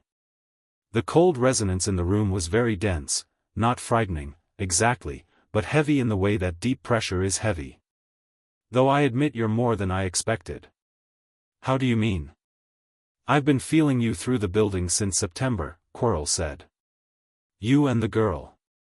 The working you did with the troll was, he paused. I haven't felt magic like that in 30 years. And I have been in the presence of considerable magic. You've been carrying it around on the back of your head, Harry said. Quirrell's expression shifted, the first real emotion Harry had seen on his face, something between amusement and pain. He said, is not mine. He uses me. I made a mistake, a very long time ago, believing that serving power was the same as having it. He looked at the mirror. But that is a sermon I suspect you don't need. Tell me about the mirror. I cannot get the stone from it, Quirrell said. I've been standing here for 20 minutes. The enchantment is specific. His tone carried the precise frustration of a clever man who has been outsmarted by someone he hasn't forgiven. Dumbledore built something into it. The stone will only reveal itself to someone who wants it but doesn't intend to use it. And you intend to use it, Harry said. He intends to use it, Quirrell said. Which amounts to the same thing. He looked at Harry directly. And you, Potter? What do you intend? To make sure it doesn't fall into the wrong hands, Harry said. That's a charming sentiment, said a second voice. It came from behind Quirrell's head, and Quirrell's hands moved to the turban, and Harry stood very still as the cloth came away and Quirrell turned and there it was, the face on the back of the head, chalk-white and red-eyed and less than a face, more than a memory, looking at Harry with an expression that was not quite human and entirely, coldly intelligent. Harry Potter, Voldemort said. His voice was thin and very clear, the voice of someone who had been without one for a long time and used what he had carefully. You are not what I was told to expect. I hear that a lot, Harry said. Voldemort looked at him. It was not the look of a monster surveying prey, it was the look of a scientist examining an anomaly.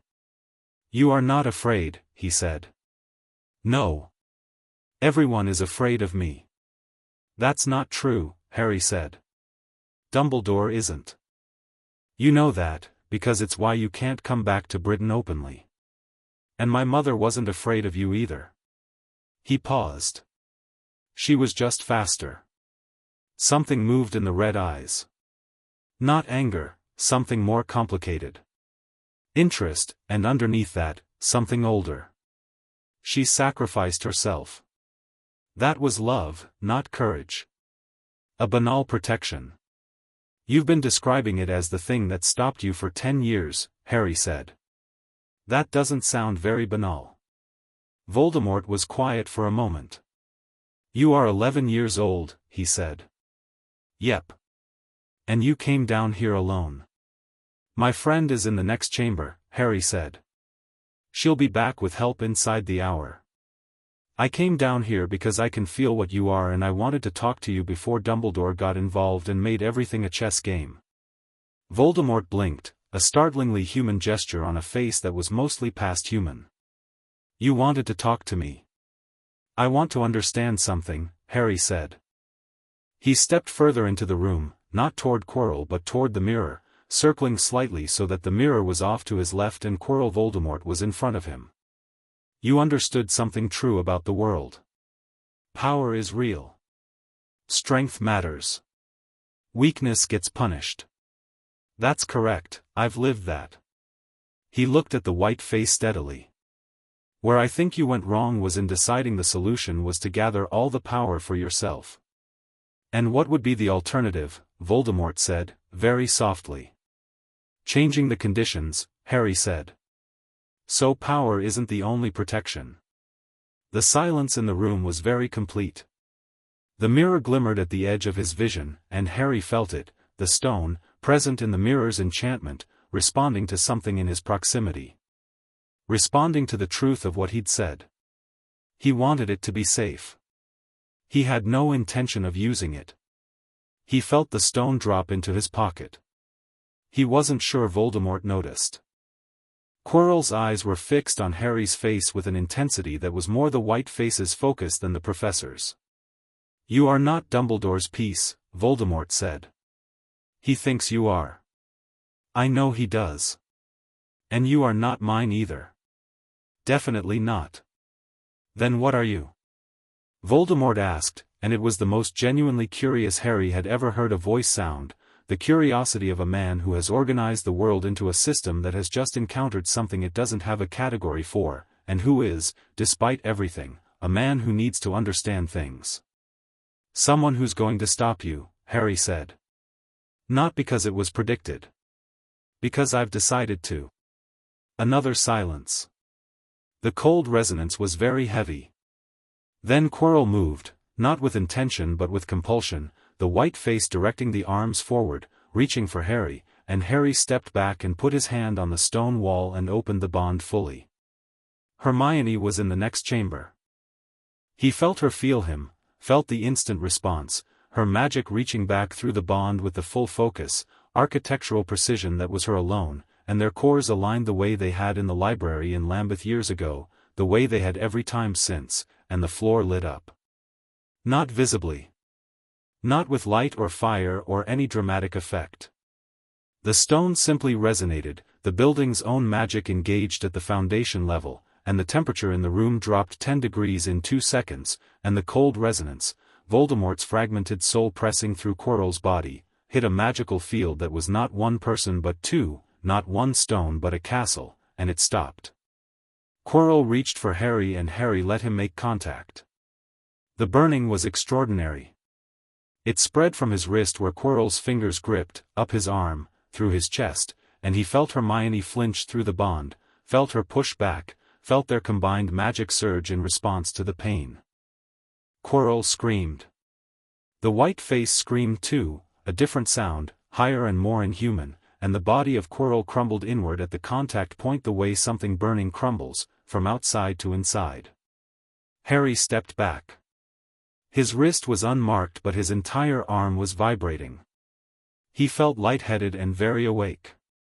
The white face detached from the crumbling head and shot upward and through Harry, and the cold that hit him in that passage was absolute, the full weight of a fragmented soul passing through a living one, and his scar split open with pain that was colorful and spatial, filling the room. And then it was gone. Quirrell's body collapsed. The chamber was empty except for Harry and the mirror and the cold aftermath of something very old and very dark having just been forced out.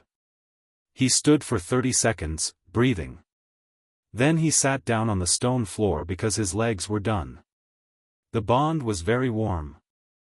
Hermione was moving, he could feel her running, through the potion chamber, past the troll, and he felt the exact moment she got to the chest chamber and stopped because Ron was there and Ron was awake and talking, and he felt her laugh through the bond, the specific bright relief of it, and he closed his eyes and held on to that feeling while the chamber stopped spinning. He reached into his pocket. The stone was there, small, red, dense with a weight that exceeded its size. He held it in his palm and looked at it. Warm as a coal, smooth as river glass. He had no intention of using it. He had every intention of making sure it went somewhere Voldemort couldn't find it. He put it back in his pocket, leaned against the mirror's frame, and waited for the cavalry. Dumbledore arrived 7 minutes later. He came into the chamber alone, no McGonagall, no other professors, just the tall old man with the long beard and the eyes that saw everything and the expression of someone who had anticipated multiple possible versions of this moment and was currently reconciling them with the actual one. He looked at Harry sitting against the mirror. He looked at Quirrell's body. He looked at the room with the careful attention of someone reading a text for subtext. Harry felt the exploratory pressure of his attention, more present than the version from the office, not legilimency, still, but close. "You're all right," Dumbledore said. It wasn't a question. Yes. Queeriness. He looked at the body with something that was genuine and not entirely simple, not grief, exactly, but the weight of a man who counted costs. He was a better man than this, once. "I know," Harry said. "He told me." Dumbledore looked at him sharply. "You spoke with him?" "With both of them." Harry held the headmaster's gaze. "He's gone." "Voldemort." "Not destroyed, he hasn't got a body, he's too fragmented to re-anchor without a significant catalyst, and the stone was what he needed for that." He paused. "He'll find other options. This isn't over." "No," Dumbledore said. "It isn't." He was looking at Harry with an expression that was more complex than anything Harry had seen from him yet, the grandfather performance entirely absent, replaced with something that was both more honest and more careful. Respect, Harry thought. And recalculation. And, underneath both, the specific discomfort of a man who had expected to be in control of this moment and was not. "The stone," Dumbledore said. Harry reached into his pocket and held it out. Dumbledore took it. He closed his fingers around it and held it for a moment with his eyes closed, and then opened them. "I'll speak with Nicholas," he said. "I believe it might be for the best if it doesn't exist anymore," Harry said. "Yes. I think that too." Dumbledore looked at him. The expression was, it was complicated. "You worked this out yourself." "Hermione and I worked it out together," Harry said. "Ron kept a troll in a building foundation and sacrificed himself in a chess game. The three of us worked it out together." The emphasis was deliberate and Dumbledore absorbed it with the grace of someone who understood that an 11-year-old had just told him something about credit that he would need to sit with. "Harry," Dumbledore said, and now the voice had the genuine quality, the version without the performance, older, quieter, tired in a way the performance never allowed. "You are not what I expected. I want you to know that whatever I do, whatever choices I make about how to handle what is coming, I do because I care about you. Because you matter to me." Harry looked at him. He felt, through the bond, Hermione in the chess chamber, Ron's voice rising in the middle of some story, the warm living reality of his friends being present and safe. He felt the castle around him, old and steady. He felt his own magic, deep and clear, the river it always was, and alongside it the warm architectural current that was Hermione's, and the two of them together. "I know you do," Harry said. "And I know that caring about someone and being honest with them are two different things." He stood up from the floor, stone delivered, legs steady. I hope that changes. He walked past Dumbledore toward the passage out. Harry. He paused. Next year will be more difficult, Dumbledore said. Not a warning. A statement of fact, offered, Harry thought, as the beginning of the honesty he'd just asked for. I know, Harry said. He looked back once. I'll be ready. He walked out of the chamber, through the black flame that was dying now, through the potion room, and into the room with the chess pieces, where Hermione was sitting on the floor next to Ron, her hand on his arm, and Ron was in the middle of explaining a particularly complex chess gambit to a piece on the floor that was no longer paying attention. Hermione looked up. The bond ran between them at full warmth, reading him completely, the scar, the burning arm, the conversation with Voldemort, the conversation with Dumbledore, all of it passing in the moment of eye contact the way things passed between them that didn't need to be spoken. She exhaled. One breath, controlled. The stone, she said. Safe, he said. He's gone for now. For now, she repeated. Yeah. Ron looked between them. Did it work? It worked, Harry said.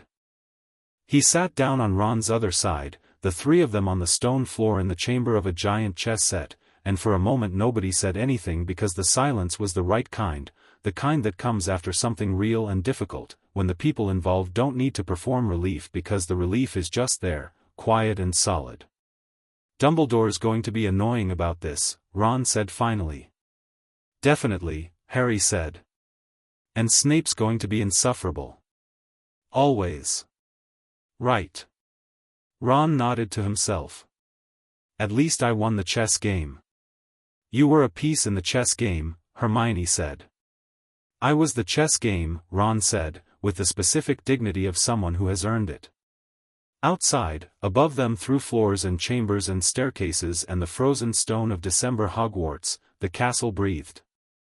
And somewhere far away, less substantial than smoke and colder than the space between stars, something ancient and patient and very, very far from finished thought about an 11-year-old boy in a dungeon and began, for the first time, to truly plan. Chapter 4. The chambers echo the summer between first and second year pass the way summers do when you have something real to return to, quickly, impatiently, in a state of low continuous anticipation that made every day at the Dursleys feel like a clock that was running too slow. Harry spent it reading, training, and writing letters to Hermione and Ron that were more coded than they needed to be, out of a habit of caution that the Dursleys had accidentally taught him. Hermione wrote back with the particular density of someone who had been to a library and wanted to share it. Ron wrote back with updates on his family that were genuinely funny and occasionally alarming and always warm in the way of someone who had grown up with a family that communicated constantly and had not yet learned that this was not universal.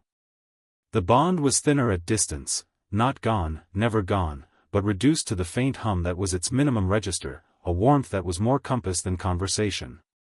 Harry had learned to work with it and around it, checking in with it the way you check a pulse, present, steady, sufficient. He arrived at King's Cross in September with a trunk and Hedwig and the absolute certainty that this year would be different from last year.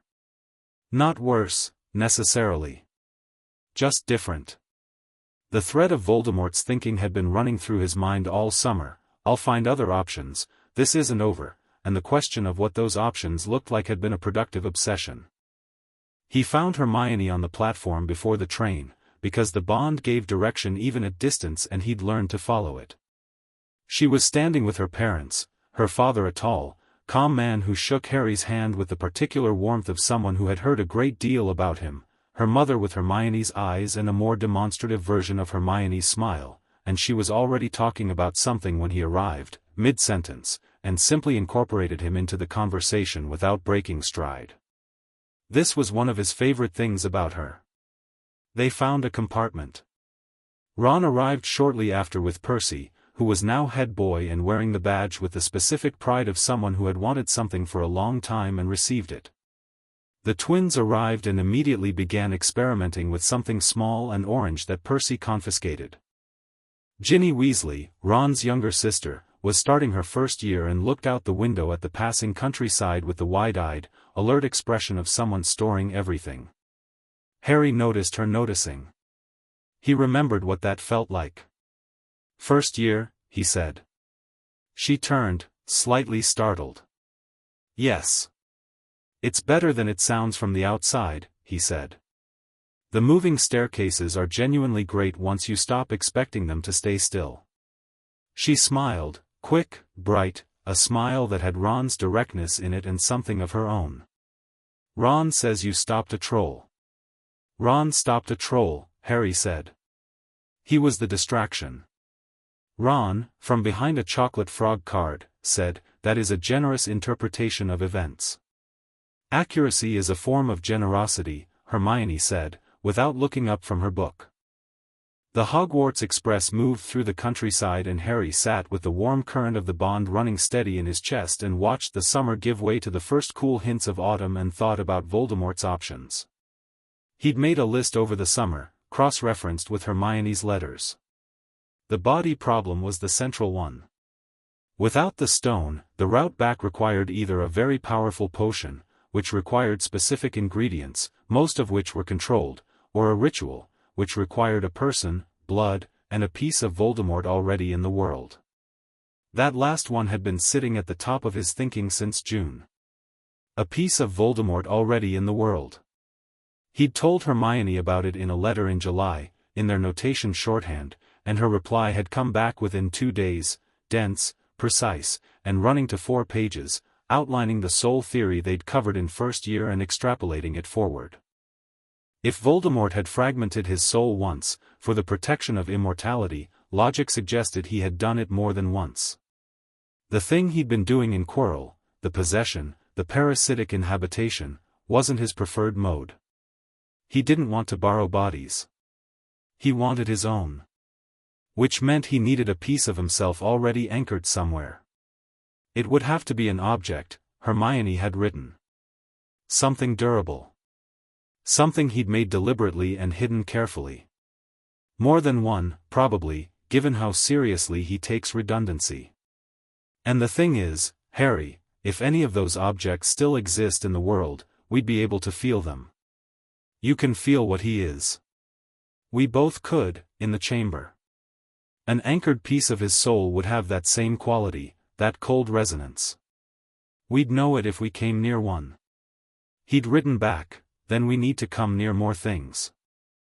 The school year started in the ordinary chaos of September, new schedules, new textbooks, the sorting hat working through the new first years with its confident assessments while the older students ate and talked and reformed the social landscape of the castle after 3 months apart. Ginny was sorted into Gryffindor. She sat down at the table with an expression of mixed relief and determination that Harry recognized as the specific feeling of having done the thing you were worried about and finding it survivable.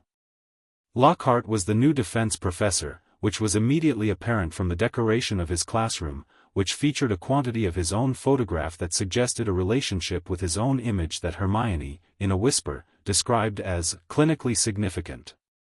He was handsome, theatrical, and confident in the way of someone whose confidence was entirely structural, built to be seen rather than load-bearing. Harry assessed him in the first lesson and concluded, not dangerous, not useful, and almost certainly fraudulent. The spells he demonstrated with such flourish were technically executed in ways that suggested he was following procedure he'd memorized rather than magic he understood. A performed competence, convincing at a distance and hollow up close. His published adventures, Hermione said, that evening in the library. I've been going back through them. The timelines are inconsistent. And the magic he claims to have performed in at least 3 cases is technically impossible for someone working alone. You'd need either a second caster or a pre-prepared environment. He interviewed the real wizards, Harry said. Took credit and obliviated them. She looked up. That's a very dark conclusion. Does it feel wrong? She considered. No, she admitted. Then we watch him and we don't rely on him, Harry said. Which was already the plan. The plan for defense class was, teach ourselves, she agreed. The plan for defense class, Harry corrected, is already largely complete.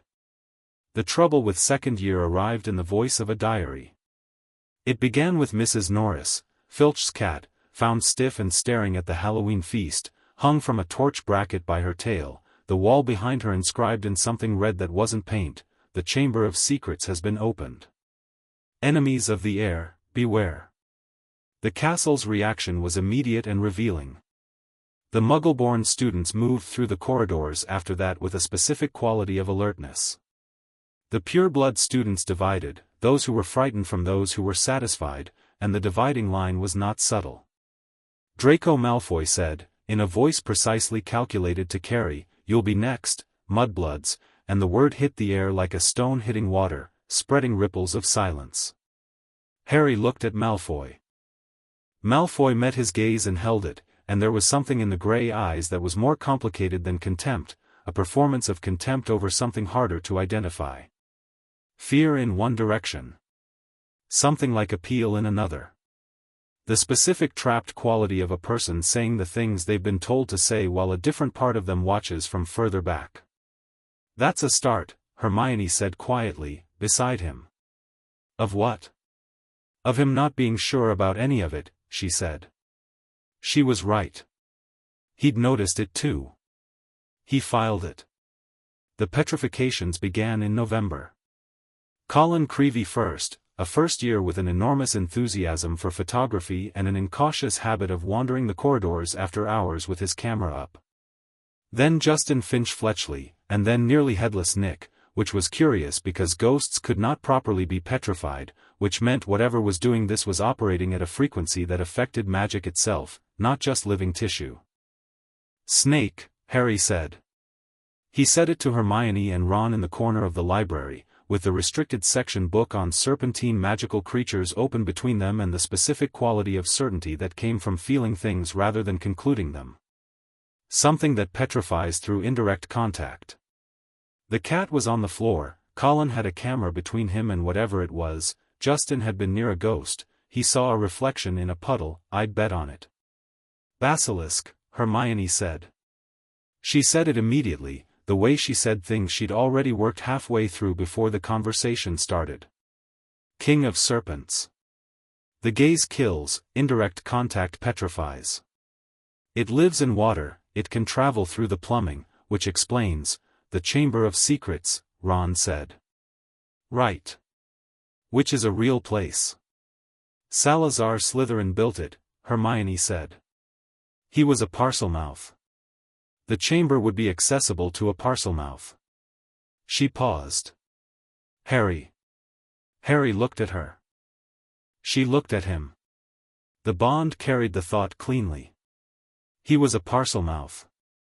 He'd known since first year when he'd accidentally spoken to a snake at the zoo, a memory that suddenly fit into a framework it hadn't had before. He could speak to snakes.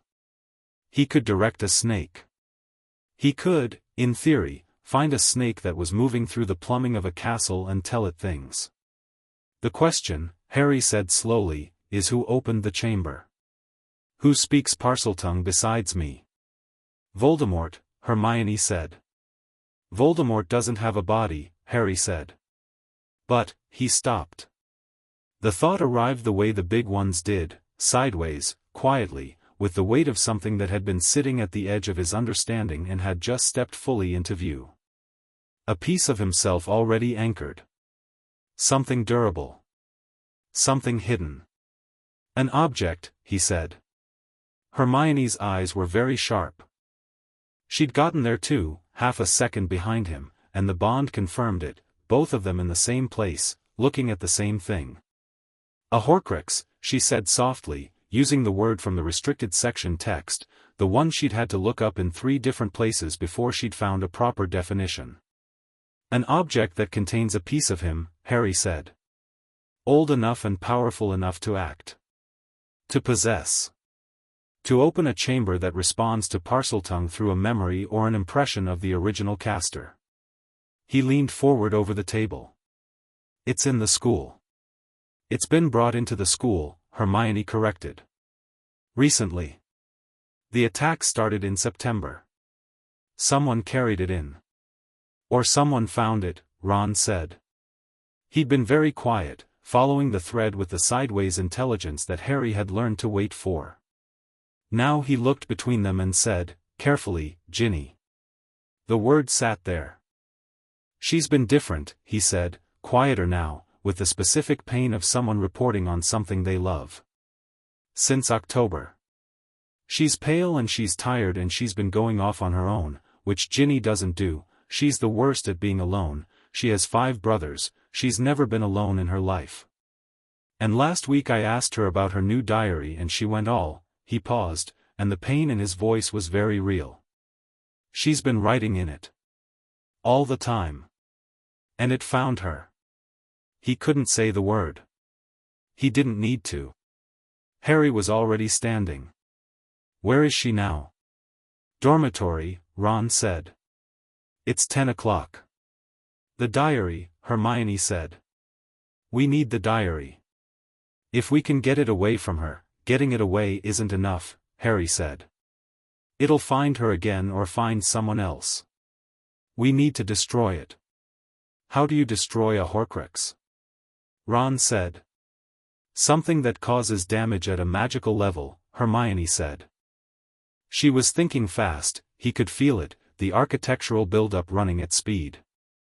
Not fire. Fire destroys the object but not the soul fragment inside it. The fragment needs to be destabilized, which requires either an enormously powerful magical strike or, she stopped. Or? Ron said. Basilisk venom, she said. The most powerfully corrosive magical substance known. It destroys at every level simultaneously. They looked at each other. So the thing that's been petrifying students, Ron said, very carefully, is also the thing we need to destroy the object that's controlling my sister. That, Harry said, is either very unfortunate or very convenient. With Voldemort, Hermione said, I'm not sure there's a difference. Getting to Ginny required navigating the girls' dormitory, which Ron resolved by knocking and shouting up the stairs while Harry and Hermione took the back way through a connecting corridor between the 4th-floor girls' bathroom and the stairwell, which Hermione had found in Hogwarts, a history in which she suspected most people had forgotten existed. Ginny was in her room and she was writing. The diary was open in her lap and she was writing with the focused, slightly disconnected intensity of someone very deep in a conversation, and the diary was writing back. Harry could see the ink forming in the book as he came in, responsive, fluid, the penmanship elegant and old-fashioned and completely wrong in the way of something presenting itself as warmth while being nothing of the kind. Ginny looked up. Her eyes were the unfocused variant that he'd learned to associate with the cold resonance, not possessed, not fully, but deeply influenced, the way you can be influenced by something that has had access to your secrets for months. She looked at him with the expression of someone surfacing. Harry, she said. Her voice was thin. I need the diary, Ginny, he said. She looked down at it. The book lay in her hands, open, pages covered in 2 handwritings, hers and the neat, historical script that was not hers. She held it against her chest and her arms tightened around it in the protective reflex of someone who has been confiding something private. It's the only thing that, she started. I know, he said. He sat on the edge of the bed across from her. He kept his voice quiet and even and entirely without the urgency that was running through the bond. I know it listens. I know it understands things. I know it makes you feel like someone finally gets it. He held her gaze. But it's been using what you told it. It's been hurting people. No, she said, and then, with less certainty, I can't remember. It doesn't let you remember, Hermione said, from the doorway. Hermione's voice had the specific gentleness of someone who had made a separate peace with the difference between being kind and being soft. That's how it works, Ginny. It takes pieces of you to make itself more real, and it makes you less real in exchange. What you told it was real. What you felt was real. But the thing in the diary is not your friend. Ginny looked at Hermione. She looked at the diary. Something in her face, something that had been held very still and very tight, broke open, and what came out was less tears than a specific quality of exhaustion, the exhaustion of someone who has been fighting something inside themselves without knowing it was there to fight. She held the diary out. Harry took it. The cold resonance came off it in waves, dense and purposeful and older than Voldemort's living years, a piece of something that had been 20 years old when it was separated from its source and had been waiting, patient and hungry, ever since. He could feel it trying. Even through the leather cover, it was probing, testing, presenting the edges of a personality, a warmth, an interest, the fundamental performance of something that wanted to be trusted. He looked at it without expression. "I can feel you," he said quietly. "Not to the room. To the thing in the book." The pages riffled slightly in a room with no wind. "Creepy," Ron said, from behind Hermione. "Very," Harry said. He put the diary in his bag. Finding the chamber took 4 days. Harry already knew it was in the plumbing, the water-based transport pattern of the petrifications, the smell that accompanied them, the cold resonance that he could track like a scent through the castle once he knew what he was looking for. What he needed was the entrance. He found it on the second day by standing in the middle of Moaning Myrtle's bathroom, closing his eyes, letting the bond run fully open while Hermione did the same from the library above, and listening for the resonance below. It was under the sinks. The snake inscription on the tap was visible once you looked for it. Harry crouched and looked at it for a moment, then spoke to it, not in English, the other language, the one that had always been in him, warm and sibilant and completely natural, the way breathing was natural. "Open." The sink moved. The entrance dropped open, cold air rising from below. "Of course it's a pipe," Ron said. "It's probably quite large further down," Hermione said. "It's still a pipe," Ron said. They went down. The chamber was extraordinary and horrible in equal measure, long and dark and built with a grandeur that had been beautiful once and was now the specific beauty of a thing that has been closed for 50 years, full of the smell of deep water and old stone and the particular silence of a space that has not heard a living voice in decades. Snake motifs ran along every surface, and the great stone face of Salazar Slytherin at the far end looked down over a flooded floor with the expression of someone who had decided things about the world and had not been interested in revising them. Tom Riddle was waiting for them. He stood between them and the basilisk-sealed chamber, exactly as Harry had expected, not Ginny, not the diary, but the memory extracted from it, made real by 50 years of waiting and the magic of an 11-year-old girl. He was tall and dark and handsome in the way of something assembled to be persuasive, and he held Harry's wand, taken from Ginny's bag, which she'd carried down in the final hypnotic sequence before they'd taken the diary from her, with the easy confidence of someone who believed the confrontation was already resolved. "Harry Potter," he said. Not Voldemort's thin voice. Younger, smoother, with the particular polish of someone who had learned early that presentation was power. "I've been waiting." "I know," Harry said. Riddle looked at the three of them, Harry with no wand, Hermione with hers, Ron at the rear with his wand out and the expression of someone fully committed to being here regardless of outcomes. "You came prepared." "We came informed," Hermione said. "Miss Granger." Riddle's gaze moved to her with an attention that was sharp and not entirely comfortable. "The bond is remarkable. I could feel it through Ginny's writing about you. She was quite jealous, in the early sessions, before I taught her it was misdirected." He tilted his head. "I felt 2 cores operating as one when you came through the entrance. I've read about the theory. I didn't believe it was real until now." "Lot of things become real when you look closely enough," Harry said. Riddle smiled. The smile was very good, genuine seeming, warm, the smile of someone who had understood early that the right face at the right moment was indistinguishable from the real thing. "You destroyed the protection I needed," he said, conversationally. "The stone. I know it was you. I watched through Quirrell's eyes. You spoke to me and then you took the stone and you walked away." The smile was still there but the quality of it had shifted, tightened. "I had to find another way back." "A different Horcrux," Harry said. Riddle went still. Not alarmed, something more careful than alarm. The stillness of someone hearing a word they didn't expect from a source they hadn't accounted for. You know what they are. We know what you are, Harry said. We've known for 2 years. You split your soul. You split it more than once, I'd bet. You built redundancy into your own existence because you're terrified of death, and you have been since you were in that orphanage, and you worked out that no one was coming to save you. He held the dark eyes steadily. That part one understand, actually.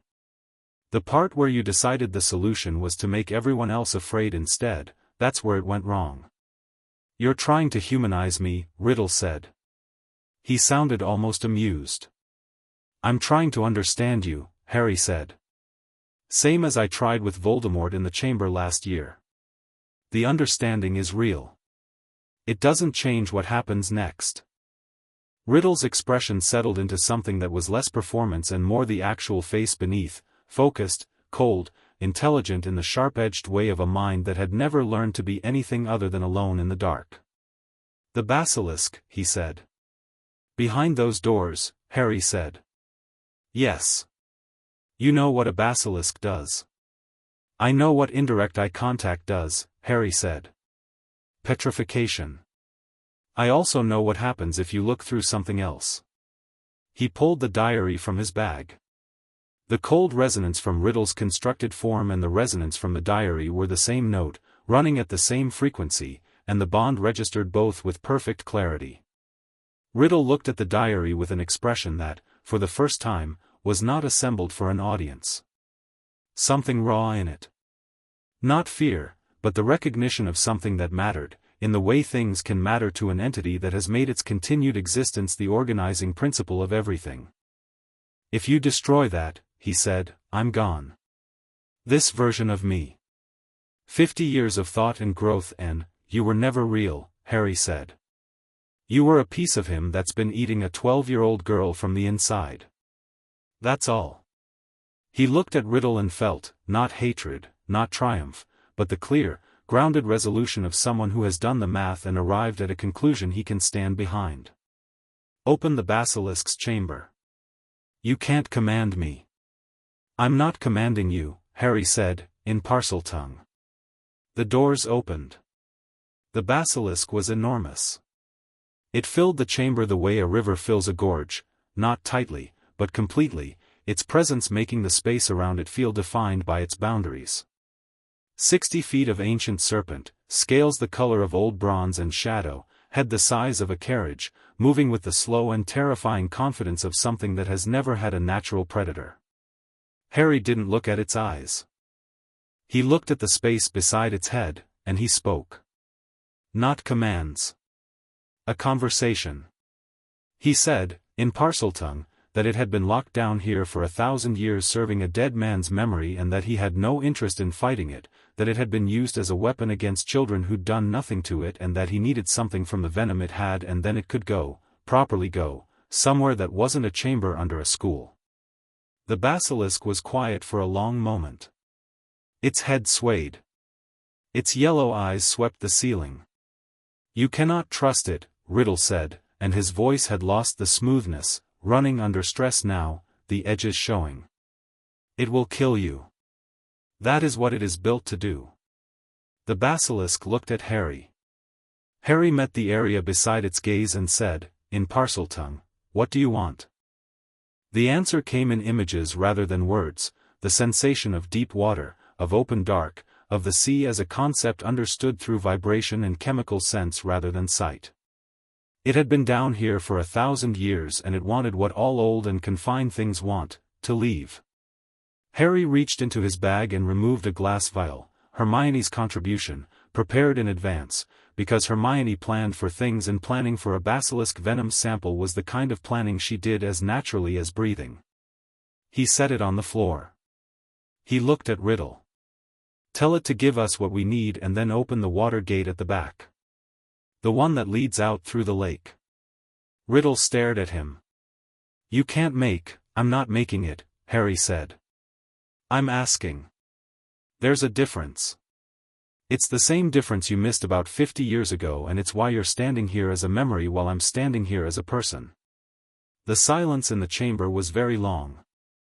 Then the basilisk dipped its head to the vial, and a single drop of venom fell, gleaming, green-gold, alive with a corrosive intensity that Harry felt in the air from 2 feet away. The vial closed. Harry picked it up carefully through 2 layers of cloth. He looked at Riddle. He opened the diary to the middle page, held it out, and touched the full vial to the paper. He didn't pour it. The venom contacted the page at the sealed top of the vial's neck, a single point of contact, the cloth wrapping insufficient to prevent the microscopic transfer of the most corrosive substance in the magical world, and the page hissed. Riddle screamed. The sound was not human and was not the performance of humanity that the rest of him had been. It was the real thing beneath all of it, the thing that had been in the orphanage at 17 and decided that being afraid was the same as being weak and that the solution was to stop being mortal. The scream of something that had worked very hard at not being able to die and was dying anyway. The pages dissolved inward. The leather cover buckled and split. Black ink poured upward from the diary like smoke, dispersing into the chamber's cold air, and Riddle, the assembled memory, the constructed warmth, the 50 years of patient predatory waiting, came apart. His form lost coherence from the edges inward, the features going last, the dark eyes watching Harry with an expression that was, in its final form, surprisingly simple. Surprised. He was genuinely surprised. The diary was a smear of destroyed material on the chamber floor. The cold resonance was gone, completely, cut off as cleanly as a sound cut off at the source. Hermione let out a breath so controlled it was nearly silent. "Right," Ron said, from behind them. He cleared his throat. "That was, yeah." The basilisk had moved to the back of the chamber. Harry felt it more than saw it, the immense displacement of water and air as 60 feet of ancient serpent found the drainage gate and pressed through with the unhurried patience of something very large that has finally decided to leave. There was a sound like a river reversing direction, a deep structural resonance through the chamber's stone, and then it was gone.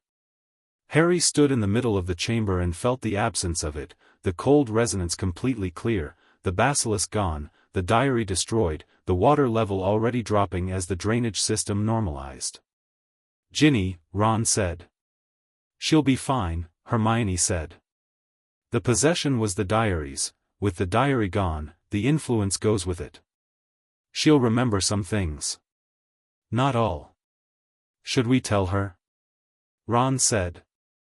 All of it? Harry thought about Ginny on the bed with the diary against her chest, the specific exhaustion of someone fighting something they didn't know was there. He thought about what it was to be used without consent by something that presented itself as understanding and was in fact extraction. He thought about what honesty meant and what it cost. "We tell her what she needs to know to understand what happened to her," he said. "Not more. She gets to decide what she does with it after that." Ron nodded, with the specific relief of someone who has been handed a hard decision and found it to be the right one. They were making their way back through the chamber, the flooded floor lower now, their feet barely wet, when Hermione stopped and picked something up from the stone beside the basilisk's former position. A fong. Long as her forearm, slightly curved, the venom canal along its inner surface still faintly luminous with the green-gold light. She turned it in her hands, examining it. Then she looked at Harry with an expression he recognized. She'd just worked something out and it was big. "How many more Horcruxes?" she said. "I don't know," Harry said. "We need to find out," she said. "Before he finds another way back." "He already has other ways," Harry said. "He has other pieces. Anchored elsewhere. He's been building this since the 40s, probably 6 or 7 fragments, if the soul theory holds." 6 or 7, Ron said. "Maybe more," Harry said. "Right," Ron said, in the tone he used when the scale of things had just expanded past what he'd accounted for and he was adjusting. He adjusted, visibly, in real time. "So we're not fighting one person. We're fighting 6 or 7 pieces of one person, any of which could reconstitute the whole.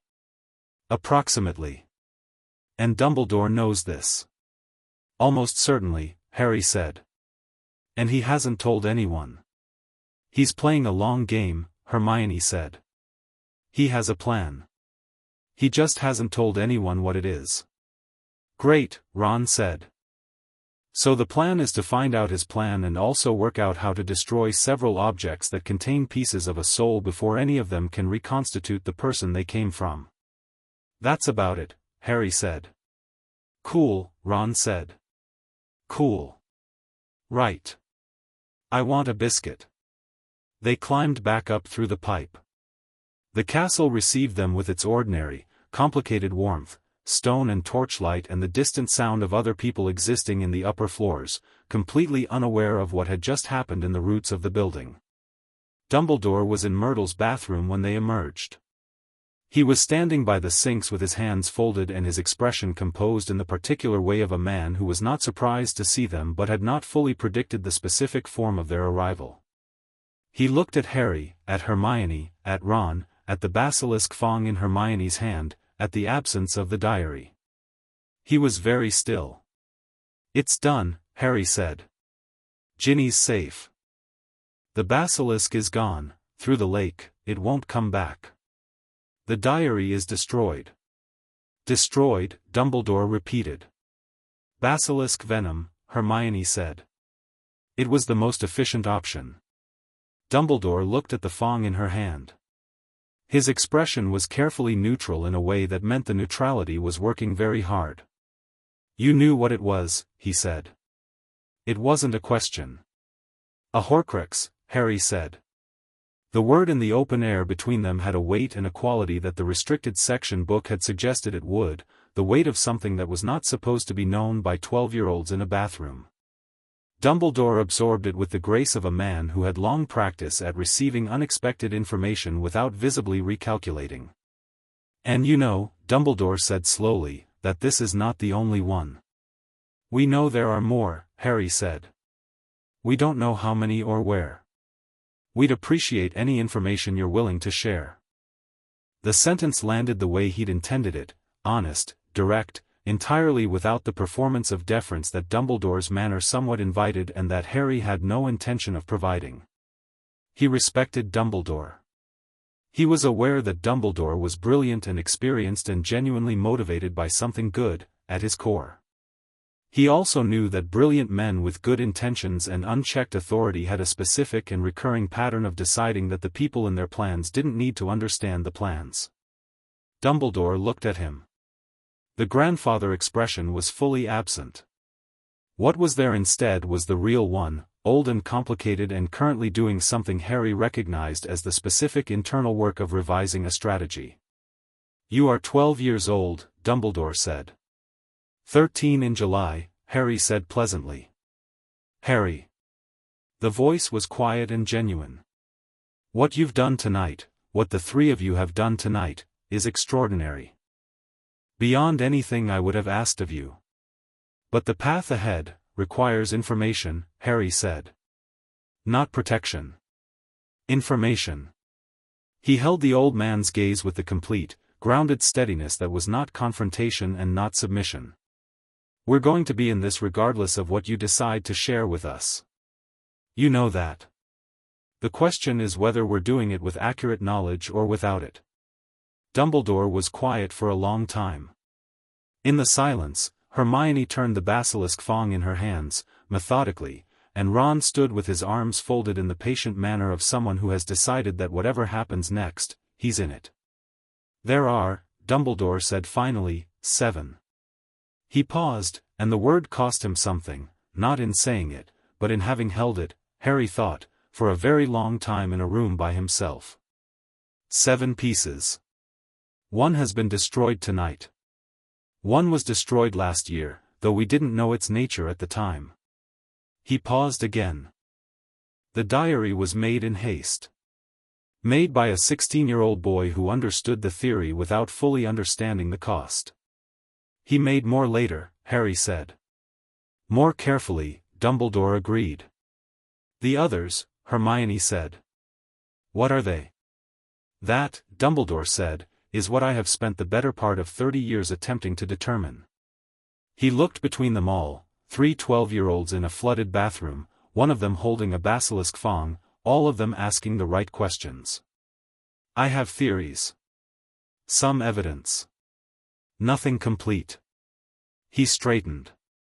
This conversation should continue somewhere more appropriate and at a time when 3 children are not standing in wet socks. Tomorrow morning? Hermione said. 8 o'clock, Dumbledore said. My office. He left. His footsteps went down the corridor and around the corner, and the 3 of them stood in Myrtle's bathroom in the specific silence of people who have just successfully negotiated something that shouldn't have been negotiable. 7, Ron said. 5 left, Harry said. 5, Ron repeated. He nodded slowly. Right. He looked at his socks, which were indeed wet. I really want that biscuit. Later, much later, after Ginny had been checked by Madame Pomfrey and had cried and had been held by Ron and had said, quietly, that she'd known something was wrong since October and had told herself she was being dramatic, after all of that had run its course in the warm ordinary complexity of real life going on, Harry sat by the common room fire with Hermione beside him, both of them not reading the books they were holding. He confirmed 7, she said. He confirmed 7, Harry agreed. He's been working on this alone for 30 years. He's not alone anymore, Harry said. She was quiet for a moment. Through the bond, warm and full and present, the weight of what they were in and the clear-eyed acceptance of it, the acknowledgement that the scale of the problem was very large and the determination to face it was proportionally very real. He'll tell us more tomorrow, she said. Not everything. He still holds things back by instinct, it's architectural in him. But more. More is a start, Harry said. Outside the common room window, the autumn castle stretched its towers into a dark sky full of moving cloud. Somewhere below it, deep in the lake, something ancient and enormous moved through cold water toward open sea, freed from 1,000 years of service to a dead man's ambition. The bond between Harry and Hermione hummed in the warm comfortable range of its everyday frequency, deep, steady, irreducible. 5 Horcruxes left. One brilliant and complicated headmaster beginning, slowly, to open his hands. 3 friends sitting by a fire. The scale of what was coming was very large. None of them were afraid of it. Chapter 5, The Wolf and the Map. The summer before 3rd year was the most productive of Harry's life, which was saying something given that the previous 2 had involved destroying a Horcrux, defeating a possessed professor, and negotiating with the headmaster of Hogwarts about the nature of fragmented souls. Dumbledore had been, as Hermione predicted, more forthcoming after the chamber. Not completely forthcoming, the instinct to hold things back was architectural in him, as she'd said, built into the foundation of how he operated, but meaningfully more. Over 4 sessions in his office between February and June, spread around the ordinary business of 2nd year, he had shared what he knew about the remaining Horcruxes. A locket connected to Salazar Slytherin. A cup connected to Helga Hufflepuff. A ring belonging to the Gaunt family. Something connected to Rowena Ravenclaw that he hadn't yet identified. And a snake, Voldemort's familiar, name unknown, which Dumbledore believed had been made a Horcrux during Voldemort's years of wandering after the First Fall. 5 objects. 1 living creature. Each containing a fragment of a soul so thoroughly committed to its own survival that it had made itself plural. Harry had listened to all of it with the focused attention he brought to things that mattered and had then spent the train journey home in June making notes in the shorthand he and Hermione shared while Hermione cross-referenced locations against the magical geography texts she'd already sourced. The ring was in Little Hangleton. The locket's trail ran cold in the late 70s. The cup was the most uncertain.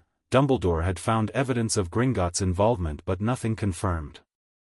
He gave us a lot, Ron said, on the train, watching Harry write. He gave us what he'd already found, Harry said. He kept the gaps. Still more than nothing. Much more, Hermione said. He's decided we're useful. Which is both true and slightly uncomfortable as a reason for being told the truth. Does the reason matter?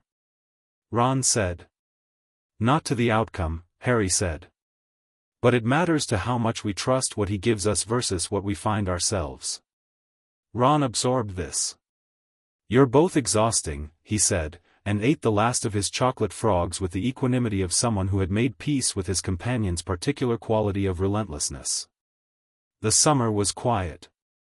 Harry was at the Dursleys for 3 weeks before Dumbledore arranged for him to stay at the Leaky Cauldron under the general fiction that Harry needed access to Diagon Alley for school shopping, which was true as far as it went but was also clearly more than that. Fudge had shown up personally on the second day, nervous and overcheerful in the way of politicians who've convinced themselves that being seen to help is the same as actually helping, and Harry had been polite and uninformative.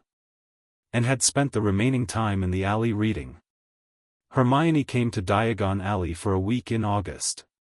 They worked in the back room of Flourish and Blots every morning, cross-referencing everything Dumbledore had shared against everything they'd found themselves, building a framework for the Horcrux hunt that was comprehensive enough to be useful and flexible enough to be honest about its own gaps. The Ring was the most actionable lead. Little Hangleton was in the Midlands, accessible by Muggle transport, and the Gaunt family had a record in wizarding genealogical texts that placed their ancestral dwelling with reasonable precision. We're not going this summer, Hermione said, on the third morning, looking at the notes. No, Harry agreed. The Ring is almost certainly cursed. Dumbledore hasn't told us the nature of the curse, but he's been very specifically careful about the way he talks around it, which means it's significant. It's a trap, Harry said. Not aimed at whoever finds it, aimed at whoever picks it up. He built it to be tempting. The Resurrection Stone, Hermione said quietly. Harry looked at her. She'd been working on something for 2 days and he'd felt the shape of it through the bond, careful, convergent, arriving at something she didn't like but couldn't dismiss. It's one of the Deathly Hallows, she said. I've been through the theory. The Elder Wand, the Resurrection Stone, the Invisibility Cloak. Old magic, older than Hogwarts. The stone raises the dead, not fully, not really, but images, echoes, compelling enough to be dangerous if you're someone who has lost people. She paused. Voldemort chose the ring because of the stone. Not for the stone's power, he'd find that trivial, but because it would be useful as a Horcrux that draws people to it. People who've lost someone, Harry said. People like you, she said, not unkindly. He thought about the mirror in the unused classroom, his parents' faces, the specific warm unbearable realness of seeing what he'd never had. He thought about Voldemort building a Horcrux around an object designed to exploit exactly that. The deliberateness of it, the specific cruelty of building a trap out of someone's grief, settled into his chest with the weight of an accurate conclusion. He's known about me for a long time, Harry said. He's been planning around you for a long time, she corrected. Which is different. How? Because planning around someone assumes they're predictable, she said. And you're not. He thought about that on the train to King's Cross and through most of September, and it was still useful. The news about Sirius Black arrived the way important things sometimes did, on the surface as something else entirely. The Daily Prophet ran the story at the end of August, escaped prisoner, first person to break out of Azkaban, dangerous, possible connection to you-know-who, considered armed and extremely dangerous. The photograph showed a gaunt, hollow-eyed man with long dark hair who looked like he had been somewhere very cold for a very long time and had not been permitted to come back to himself at the end of it. Harry read the story once and then read it again and then sat with it for a long time. His father's best friend. His godfather. The man who had, according to every official account, betrayed his parents' location to Voldemort and then murdered 13 people in the street before being taken to Azkaban. 12 years ago. The story was settled, clean, agreed upon.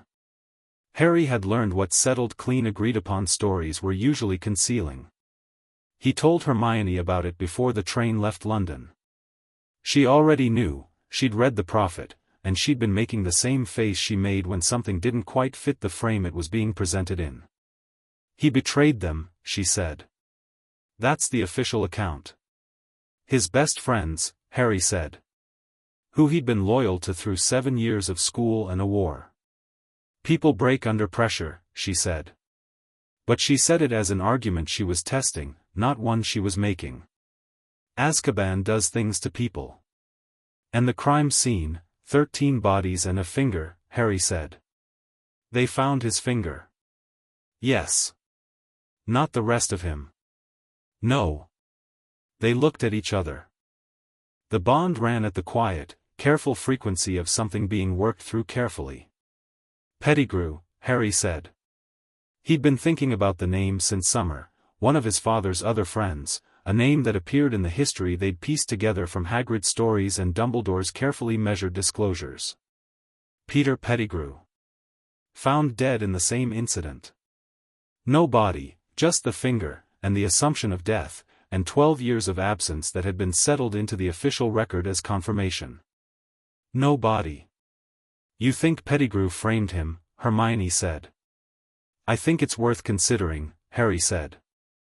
I think one innocent man in Azkaban for 12 years is a significant error. I think no body and one finger is a specific and unusual evidence profile.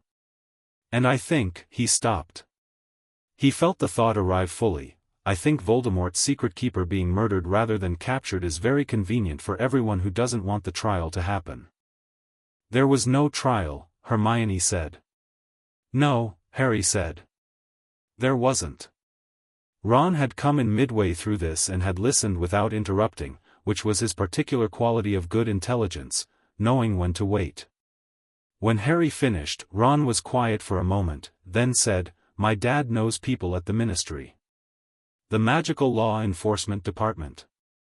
He's mentioned Black before, said the case was rushed, that there were people who wanted it closed fast. He paused.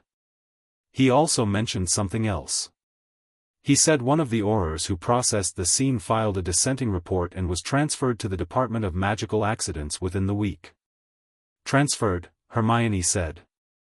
Quietly, Ron said. Dad only knows because the Auror is a family friend. She never talked about it publicly. Harry looked out the compartment window at the countryside going past. Sirius Black is innocent, he said. Not as a conclusion, as an orientation. A starting point. Or he might be. And if he is, he broke out of Azkaban to do something specific, not just to escape. To find Pettigrew, Hermione said. Or to find us, Harry said.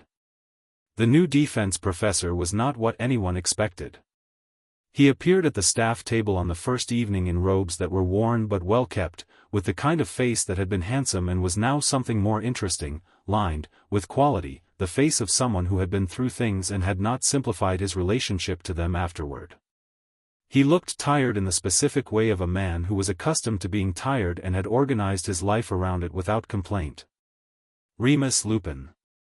Harry knew the name. One of the Marauders, James Potter's year, James Potter's friend, present in the outline of his father's life the way supporting characters are present, real, important, not fully shown. He looked at Lupin across the great hall and felt nothing through the bond that suggested danger, the cold resonance was absent, nothing dark or fragmented or wrongly present. What he felt was something else, a quality of loss, worn very quietly, like a coat that had been mended too many times. He knew your father, Hermione said. Yes, Harry said. Are you going to ask him about it? Eventually, Harry said. Not yet. I want to see who he is before I ask him who my father was. Lupin's class was the best defense lesson Harry had received in 3 years, which given that the bar had been set by Lockhart was technically not difficult but was genuinely true on its own terms. He understood magic the way people who had lived inside it understood it, not theoretically but experientially, with the specific intelligence of someone who had needed it to be real. He was funny in a dry, self-aware way that Harry respected. He treated the students as though they were capable of being serious, which made them serious. The Boggart lesson was instructive in ways that went beyond the obvious. Harry watched his classmates confront their fears, Ron's spider, Neville's McGonagall, Parvati's mummy, with the specific attention of someone cataloging not the content but the mechanism. Boggarts operated on expectation. They pulled fear from the mind and built it back outward as form. What you expected to be afraid of was the raw material. When the boggart turned toward Harry, it paused. Boggarts required a clear fear to work from. Harry felt it probing, the same exploratory quality as Dumbledore's attention in the office, but more primitive, more mechanical, running through the surface contents of his mind looking for the thing that would give it shape. It found something. But what it produced was not Voldemort, not the white face from the chamber, not his parents' deaths replayed. What it produced, after a hesitation that lasted long enough for the class to go quiet, was a graveyard. Simple, dark, with one headstone whose inscription he could not read from where he stood. He looked at it. He thought, ridiculous. The graveyard became a sunlit park, which was the first approximation of the opposite that arrived, and the class laughed at the absurdity of it, a cheerful park where a graveyard had been, and the boggart moved on. After class, Lupin kept him behind. The boggart showed you a place, Lupin said. Not a person. That's uncommon. Most of the things that could hurt me don't have faces, Harry said. Lupin looked at him with an expression that was careful and not uncomplicated. You weren't afraid of Voldemort. It would be a waste of time, Harry said. Being afraid of him doesn't help me prepare for him. It just makes me less effective. Lupin was quiet for a moment. Your father would have said something very similar, he said. James was, he paused, and the quality of loss that Harry had identified on the first evening moved briefly through his expression, not concealed, just held lightly. He was brave in exactly that way. Strategic about it. He decided what to be afraid of and what to refuse. Tell me about him, Harry said. Lupin looked at him. In the room, between them, something shifted, the distance between a professor and a student briefly becoming the distance between a man who had known James Potter for 20 years and the boy who carried his face. Not today, Lupin said. But yes. I will. The Marauders map appeared on a Thursday evening in October. Fred and George had owned it for 3 years, apparently, using it to navigate the castle's secret passages for purposes they described with magnificent vagueness when Ron asked. They surrendered it to Harry in the third-floor corridor, not as a gift, exactly, but as a recognition that he was the person who would use it most seriously and that serious use deserved serious tools.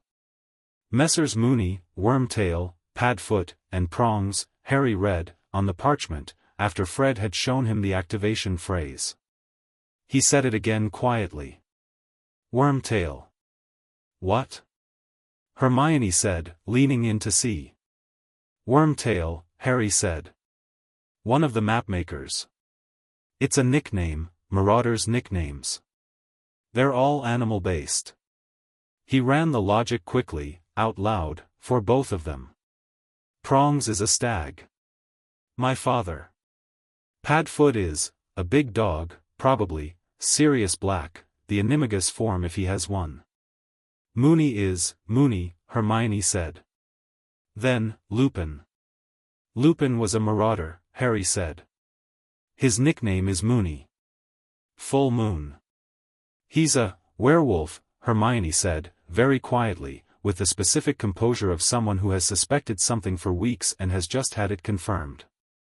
The exhaustion, Harry said. Around the full moon. The way yes. He's a werewolf.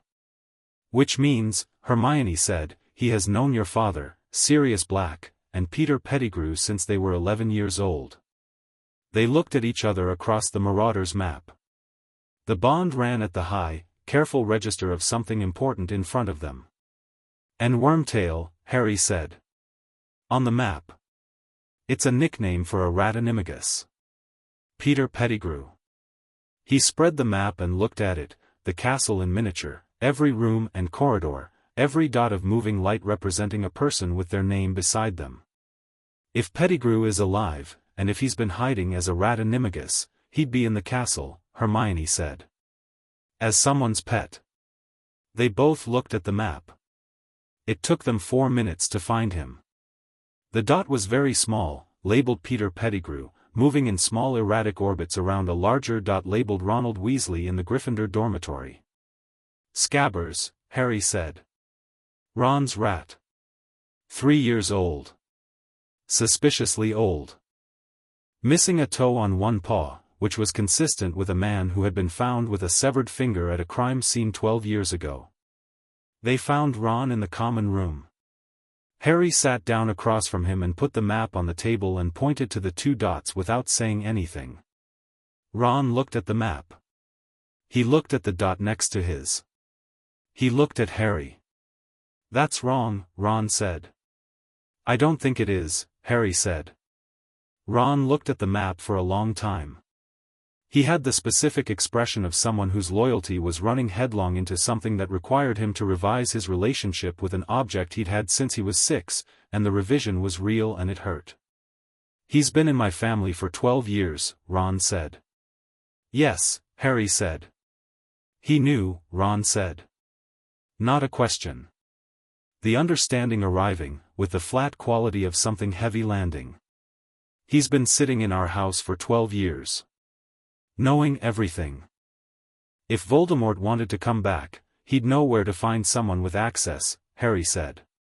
"Someone trusted." "Yes." Ron was very still. Then he reached into his pocket and put Scabbers on the table between them. The rat sat there looking old and slightly mangy, one nostril twitching. Its small black eyes moved between all 3 of them. Harry looked at the rat. The rat looked at Harry. "Hello, Peter," Harry said.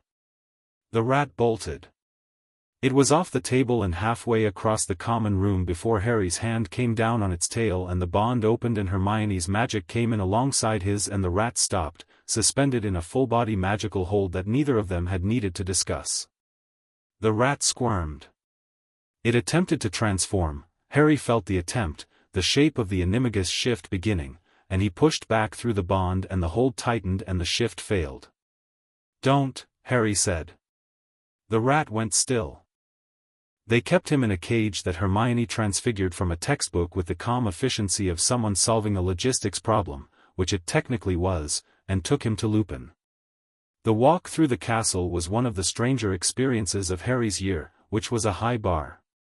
He walked through corridors with a rat in a cage that was actually a person that was actually a murderer who'd actually been hiding in a family's home for 12 years, and the absurdity of it and the weight of it coexisted in the specific way that real things often did, not canceling each other out, but both entirely present. Lupin opened his office door on the second knock. He was in shirt sleeves and looked like he'd been grading papers. He looked at Harry, at the cage, at the rat, and something moved through his face that was rapid and complex and deeply human. "Where did you find him?" he said. It was barely a question. "The Marauder's map," Harry said. Lupin looked at him. "You have the map." "Fred and George had it. They gave it to me."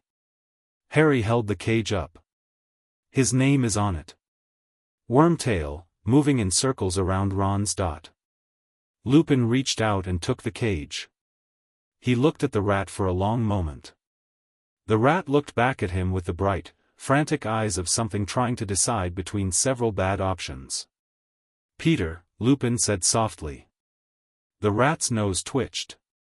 "I know it's you," Lupin said. "We always knew the nicknames were the animagus forms. I always thought," he stopped. He set the cage on the desk. His hands were very steady, which Harry recognized as someone managing emotion with deliberate physical control. "I thought he died. I watched Sirius go to Azkaban and I thought Sirius killed him, and every year of my life since then I have been living with that as fact." "He's not dead," Harry said. "No," Lupin said. "He's not." He looked at Harry. "And if he's not dead, then Sirius didn't do it," Harry said.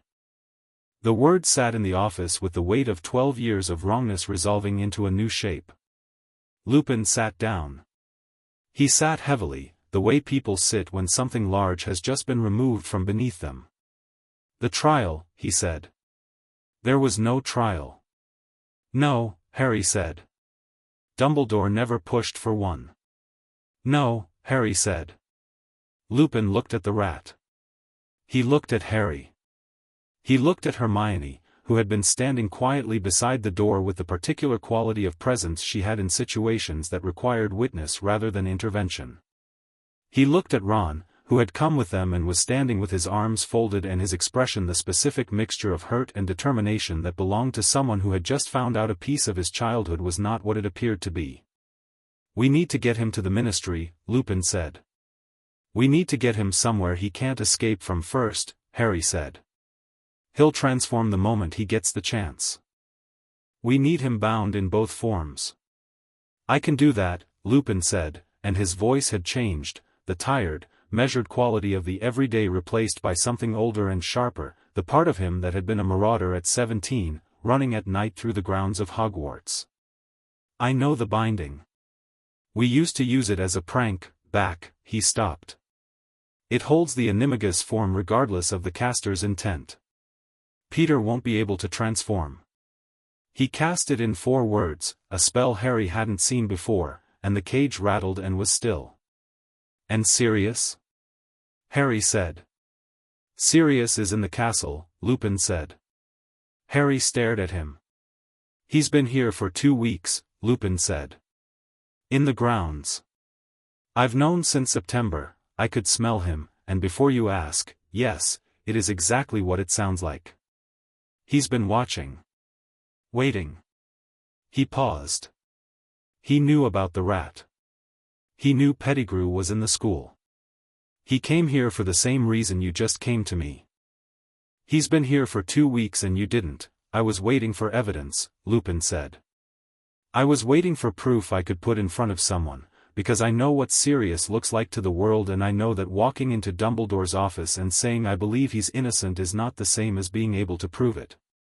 He looked at the cage. "Now we have proof." He sent a Patronus that Harry had never seen before, a large silver wolf, luminous and entirely at ease with itself, through the castle's walls toward the grounds. 20 minutes later, there was a sound on the office's exterior wall that was too large to be a bird and too deliberate to be accidental, and Lupin opened the window. The dog that came through was enormous, black, with the specific lean quality of something that had been surviving rather than living for a long time and had not yet had the chance to notice the difference.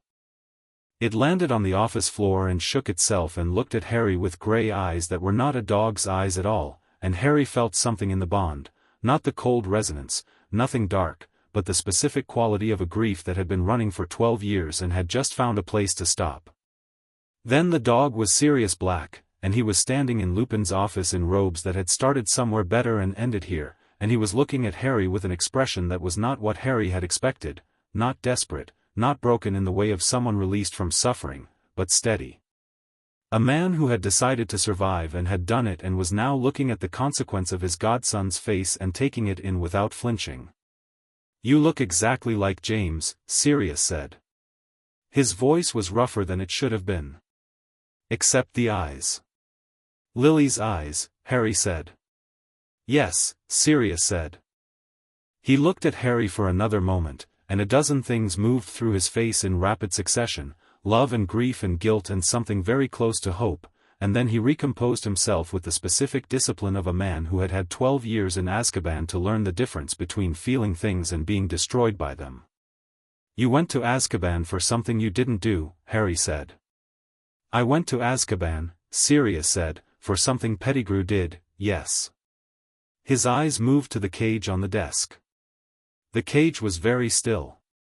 "He gave them to Voldemort. He was the secret keeper. We switched at the last moment, Peter and I, because I thought Peter was less obvious. I thought I was protecting them." His voice did not break on the last sentence. It simply carried the weight of it without collapsing. "And then he told Voldemort and then your parents died and then Peter blew up the street and cut off his finger and ran, and everyone saw me standing in the smoke and assumed the obvious."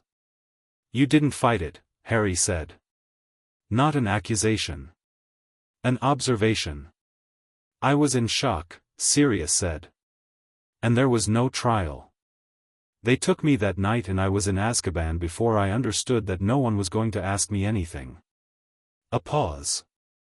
And then I decided to survive, and surviving in Azkaban requires not thinking too hard about the things that happened in the world. Harry looked at him. He thought about 12 years. He thought about his cupboard under the stairs and the specific discipline of surviving an environment designed to make you feel small, and how that discipline looked from the outside and what it cost from the inside, and what it meant to meet someone who had done the same thing on a scale he couldn't quite imagine but recognized the shape of. Peter is bound, Harry said. He can't transform. We're taking him to the ministry tonight. Harry, you've been innocent for 12 years, Harry said. I'm not waiting any longer.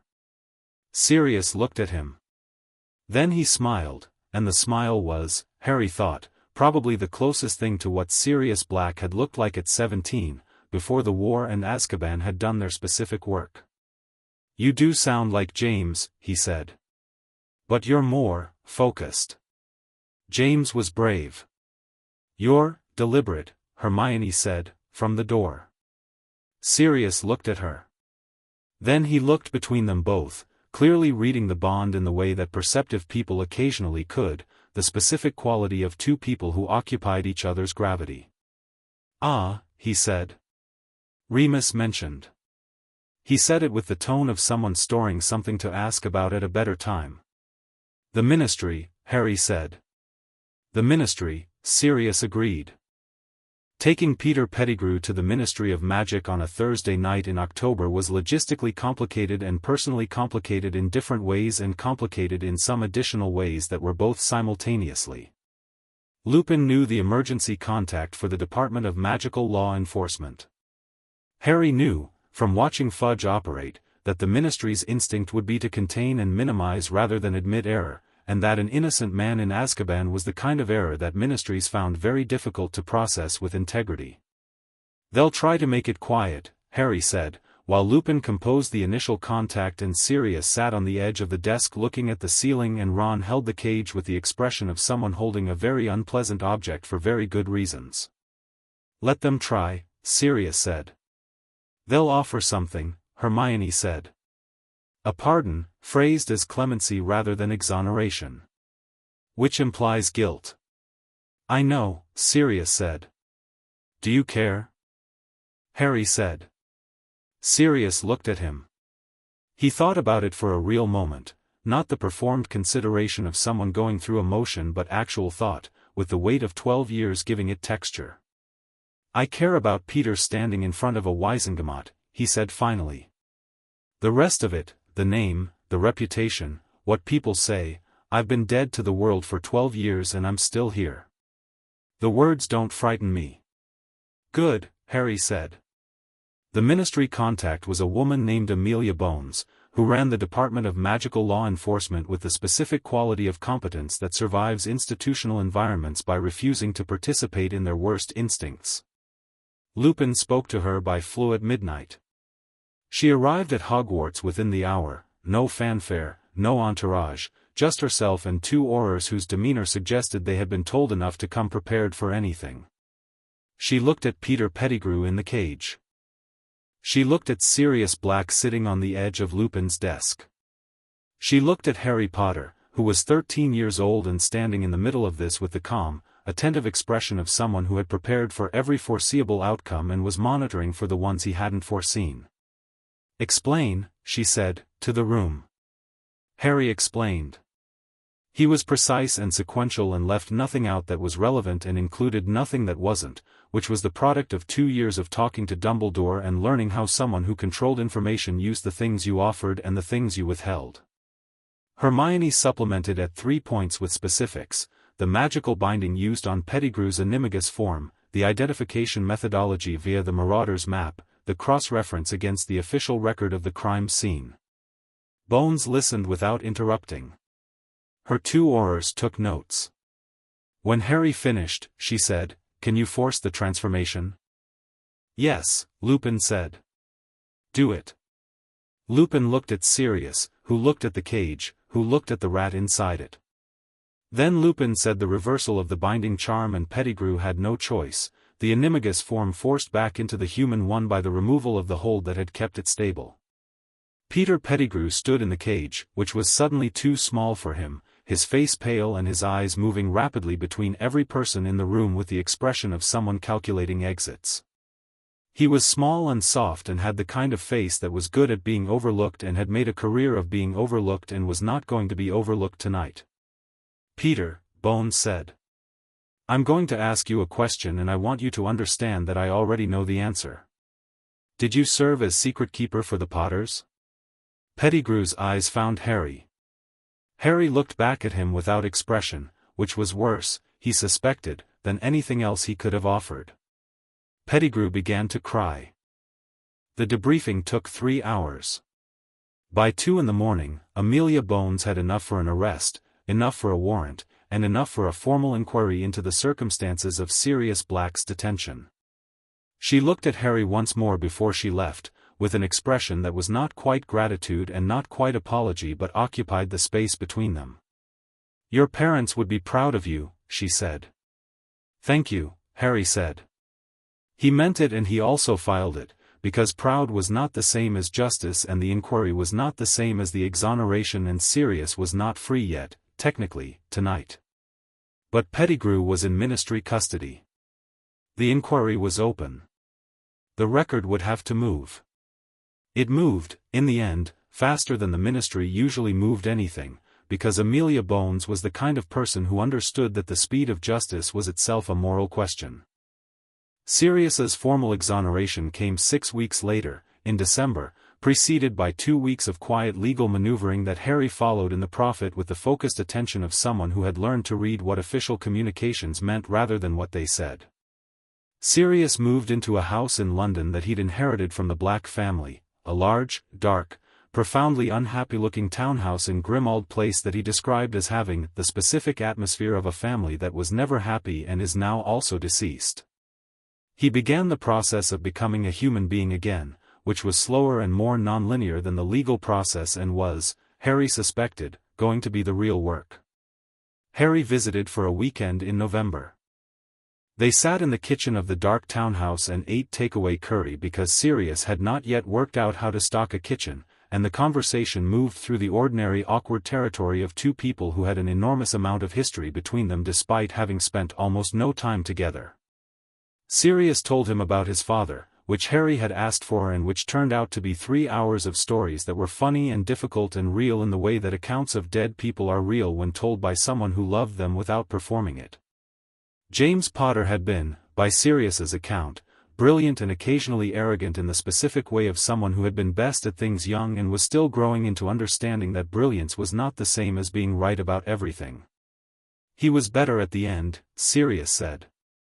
When he had your mother to tell him when he was being an idiot. She told him when he was being an idiot, Harry said. Frequently and specifically, Sirius said. He loved it. He paused. He was better for knowing her. Not weaker, better. Which some people thought was the same thing. Harry thought about Hermione and the specific way the bond worked, not by making him less himself but by giving his instincts an architecture, a precision, a direction that ran alongside his own rather than over it. I understand that, Harry said. Sirius looked at him with the expression he sometimes had, the one that was reading a face it had last seen on a dead man and finding it both familiar and entirely new. The girl, he said. Hermione, Harry said. Remus told me about the bond. The theoretical papers. Sirius leaned back in his chair. I've read them. Not recently, we found one of the original Voss papers in the Hogwarts library when I was in 6th year and Remus got very excited about the theory and dragged us all through it. He paused. I didn't expect to see it actually happen.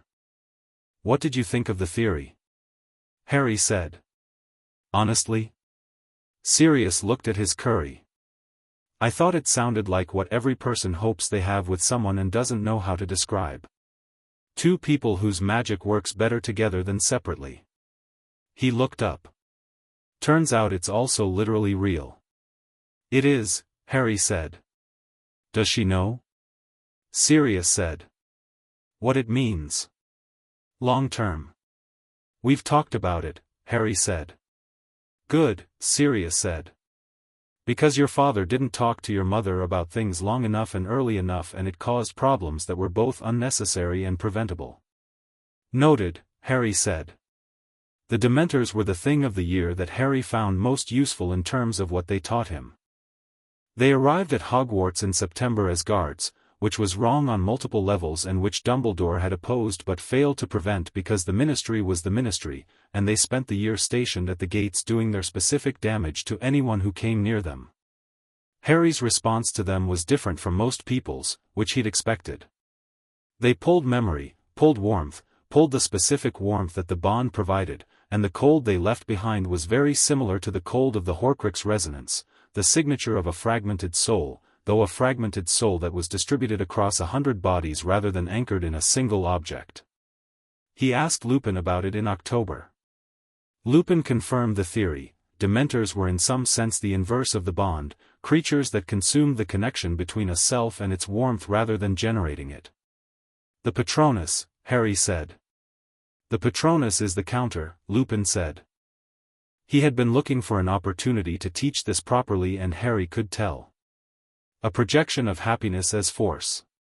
Not just memory, the active, chosen re-experience of something that made the warmth real. They practiced every Tuesday evening for 6 weeks.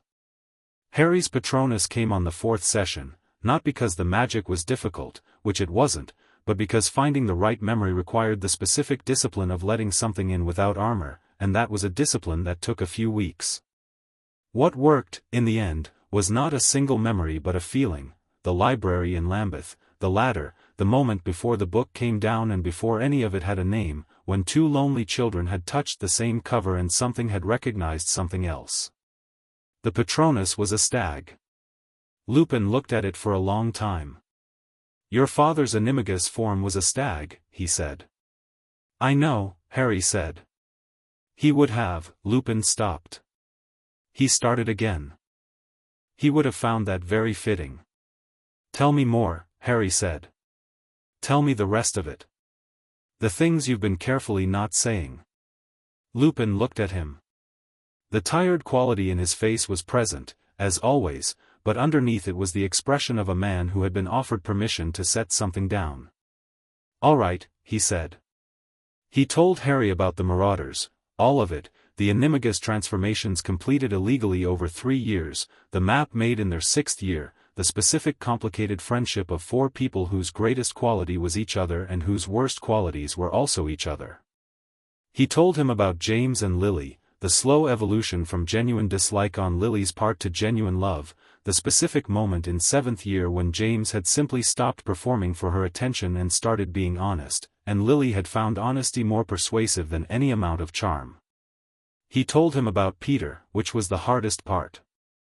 How Peter had been the smallest of them, the least powerful, the most afraid, and how they had protected him out of loyalty without examining whether loyalty required them to see him clearly.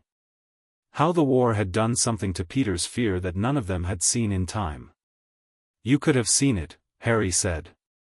Not cruelly. Just precisely. Yes, Lupin said. We chose not to. Because he was ours and we loved him, and love is, sometimes, the thing that keeps you from seeing what you need to see. Harry thought about that for a long time. December came.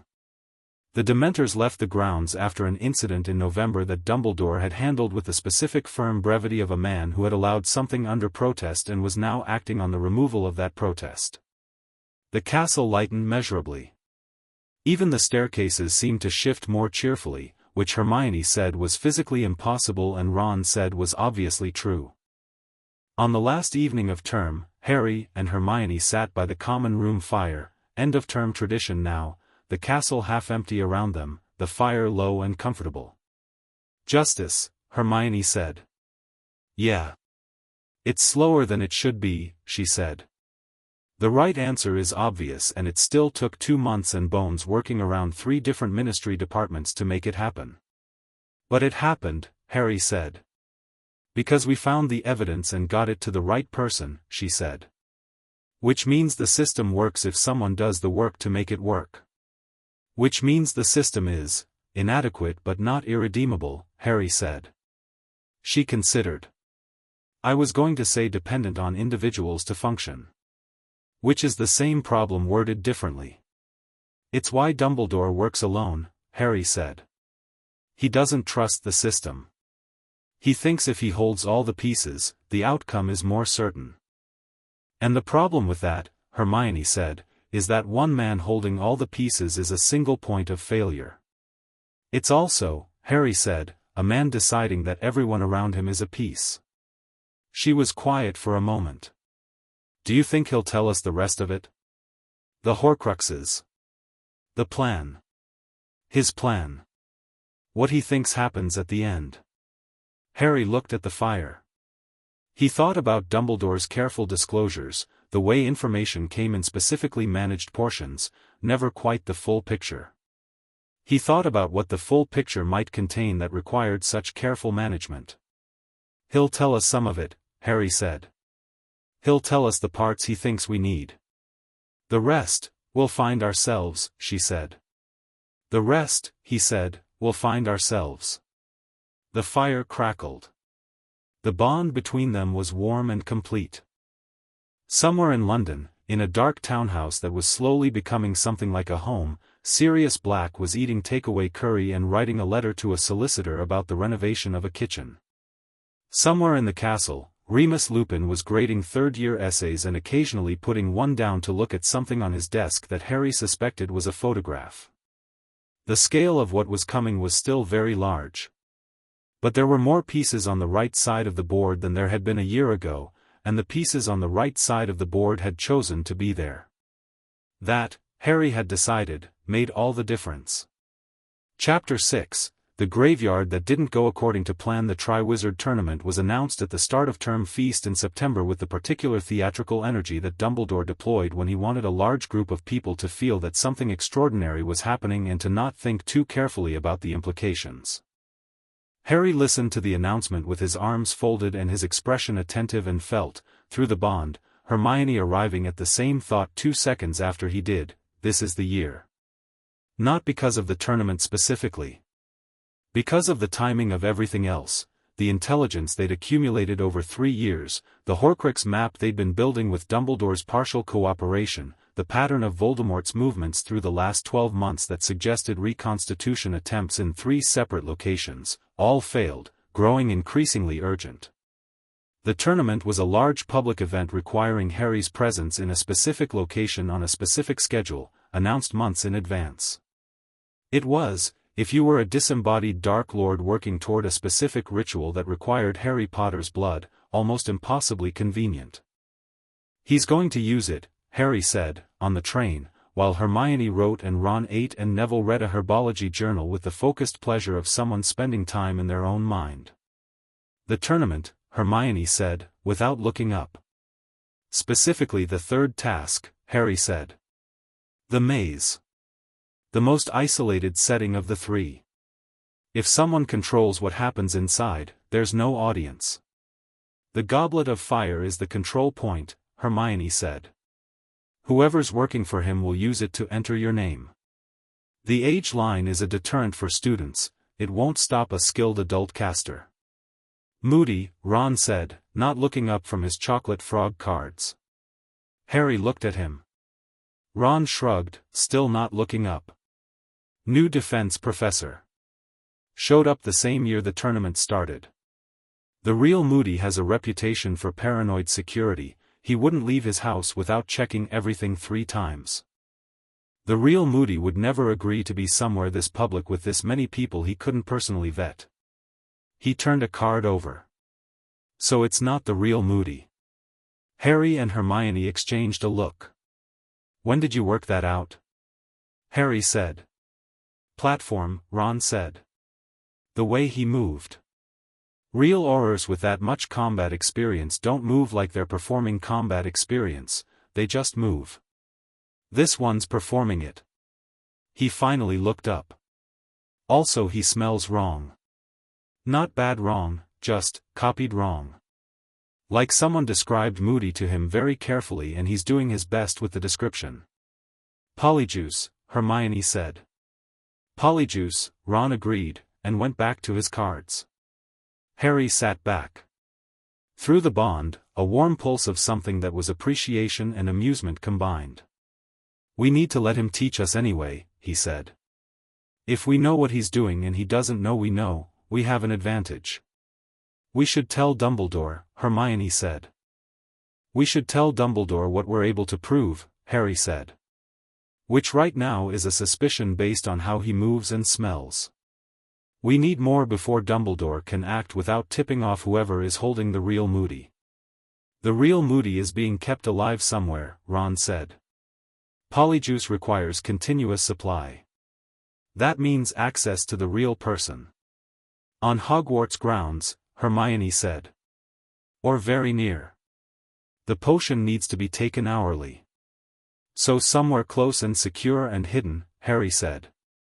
"We find the real Moody, we find our impersonator's base of operations. We find the thread back to Voldemort's plan." Neville looked up from his herbology journal. "I don't know what's happening," he said, "but you three have that look again." "What look?" Ron said. "The one where you've already decided what to do and you're just saying it out loud to make sure you all agree," Neville said, with the precise observation of someone who had been paying attention to these three people for 3 years and had developed a taxonomy of their operational modes. "We might need your help with some of this," Harry said. Neville closed his journal. "All right," he said simply. Which was, Harry thought, exactly why Neville Longbottom was invaluable and why the Sorting Hat had known exactly what it was doing. The false Moody's teaching was, ironically, excellent, not because the person inside Crouch Jr.'s borrowed body was pedagogically gifted, but because he needed Harry and the other tournament champions to be able to handle themselves in the maze, which required actually teaching them things that worked. Harry absorbed every lesson with the double attention of someone learning the material and studying the teacher simultaneously, noting the moments when the performance slipped, a gesture that was slightly too large, an expression held a beat too long, the specific overcompensation of someone who had learned about another person's mannerisms through observation and was reproducing them from the outside. Bartemius Crouch Jr. That was who it was. Harry put it together in October, from the restricted section materials on the Azkaban trials, from the specific quality of magical signature he could feel when the false Moody passed close to him, from the way the man's eye moved in the magical prosthetic with a focus that was searching rather than paranoid. Not guarding against threats. Looking for something. Looking for Harry specifically, in the way of someone who needed to confirm he was developing correctly for a purpose. He told Hermione in the library. She'd arrived at Crouch Jr. from a different direction, the records of his trial, the fact of his escape from Azkaban that had been so comprehensively buried in the Ministry's embarrassment about Sirius Black's escape that it barely registered in the official record. "He was in Azkaban," she said. "He escaped. No one noticed, or no one wanted to notice. He's been free for at least 2 years. Working for Voldemort," Harry said. "Working for Voldemort," she agreed. "And now he's here, teaching us defense, waiting for the third task." "The portkey," Harry said. "The final task. He'll turn something in the maze into a portkey, something that looks like a tournament marker. Whoever touches it gets transported directly to wherever Voldemort's ritual requires." "Little Hangleton," Hermione said. "The graveyard," Harry said. He'd known since Dumbledore had shared the information about the Gaunt Ring. The Riddle family graveyard in Little Hangleton, the village where Tom Riddle Sr. had grown up and died. The place where the bones of the father were buried. The ritual required the bones of the father, flesh of the servant, blood of the enemy. All three available in a graveyard in Little Hangleton if you had the right enemy standing in it. "He won't get it," Hermione said. "He's going to try," Harry said. "The portkey will happen. We can't stop that without tipping our hand on Crouch Jr., and if we tip too early the plan changes to something we haven't anticipated." He paused. "We go into the maze knowing where it ends. We deal with the maze on our own terms. When the portkey activates, we're ready," she said. "We're ready," he said. "Not caught off guard in a panic. Ready."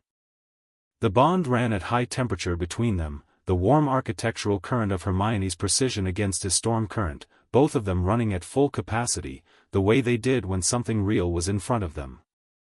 "The ritual," she said. "Even if he completes it, he won't complete it the way he's planned," Harry said. "Because the plan assumes I arrive alone and afraid. One isn't happening and neither is the other." The Goblet of Fire chose its champions in October. Victor Krum for Durmstrang, Fleur Delacour for Beauxbatons, Cedric Diggory for Hogwarts, all reasonable, all clearly of age, all clearly legitimate entries. Then a fourth piece of parchment came out of the flame. Harry Potter. The hall was so quiet that the fire's crackle was audible. Harry stood up and walked to the front because there was no point in not walking to the front, and he could feel every pair of eyes in the room on him, and he could feel through the bond the very specific quality of Hermione's calm, deliberate and real and supporting his own. Behind the champion's door, Dumbledore came in and looked at Harry and asked, very quietly, whether Harry had put his name in. Harry said no. Dumbledore looked at him with the eyes that saw everything and said, "I know," in a voice that told Harry that the headmaster had just confirmed something he'd already suspected about the nature of the entry. Crouch Jr. had done it. Their impersonated professor, standing at the edge of the room wearing a dead Auror's face, had done it, and it was done and could not be undone, and Harry was a Triwizard champion whether or not the entry was fraudulent. "We'll make the most of it," Harry said to Hermione, back in the common room at midnight. "We already are," she said. The first task was dragons. Harry found out 2 days before through the specific intelligence network he'd been building for 4 years, Neville, who had overheard something, Ron, who had seen something in the grounds, Hermione, who had read 3 things that individually meant little and together meant dragon, and spent those 2 days preparing not a single flashy approach but a complete strategic breakdown of each of the 4 breeds they might face. He drew the Hungarian horntail.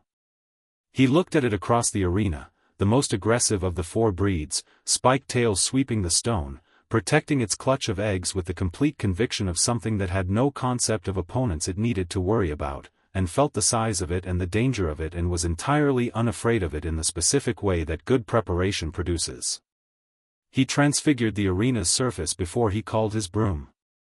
Not dramatically, not with any visible announcement, just his hand on the stone of the arena wall and the bond running fully open and the deep structural resonance that they'd been developing since the Troll in 2nd year, 4 years of practice, the castle-level foundation work they could now do in seconds. The arena floor shifted subtly, not collapsed, not broken, but different, the stone's resonance altered in a 6-foot radius around the nest, the surface's temperature dropping in a way that disturbed the horntail's spatial sense. While the dragon was recalibrating, Harry was on his broom. What followed lasted 4 minutes. Not because Harry was playing for time, he wasn't, but because a Hungarian horntail is not solved by speed alone, and he was working to a plan that kept both himself and the eggs intact, because the eggs were not the dragon's crime and the dragon was not the dragon's choice, and that kind of thinking was the specific quality that the Weasley twins, watching from the stands, would describe afterward as either brilliant or deeply strange, depending on their mood. He had the golden egg in 4 minutes and 10 seconds, which was the fastest time of the 4 champions by nearly 2 minutes.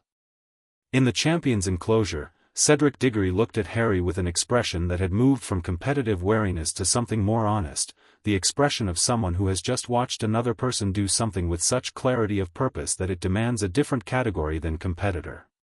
"Good run," Cedric said. "You too," Harry said. Cedric had been methodical and calm and had not panicked when he should have. That was worth saying. "You dealt with the Swedish shortsnout cleanly.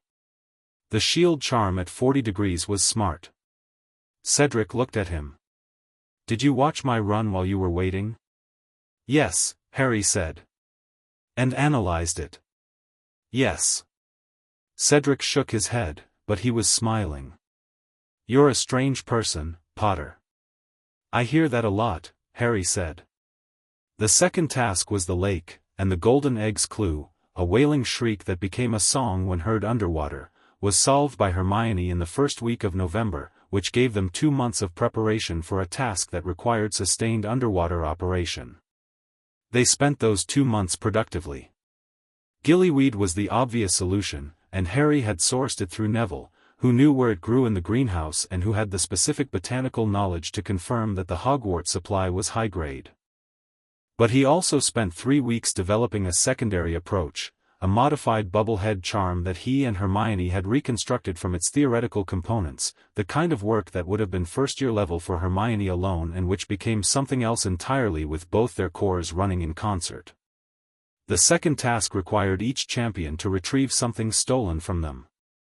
Harry entered the lake and retrieved his something. Ron, breathing slowly in the cold water, still and pale and held by the mere-people with the unconscious trust of someone deep under an enchantment, and then stayed, because Fleur Delacour's hostage was still down there and Fleur had not appeared.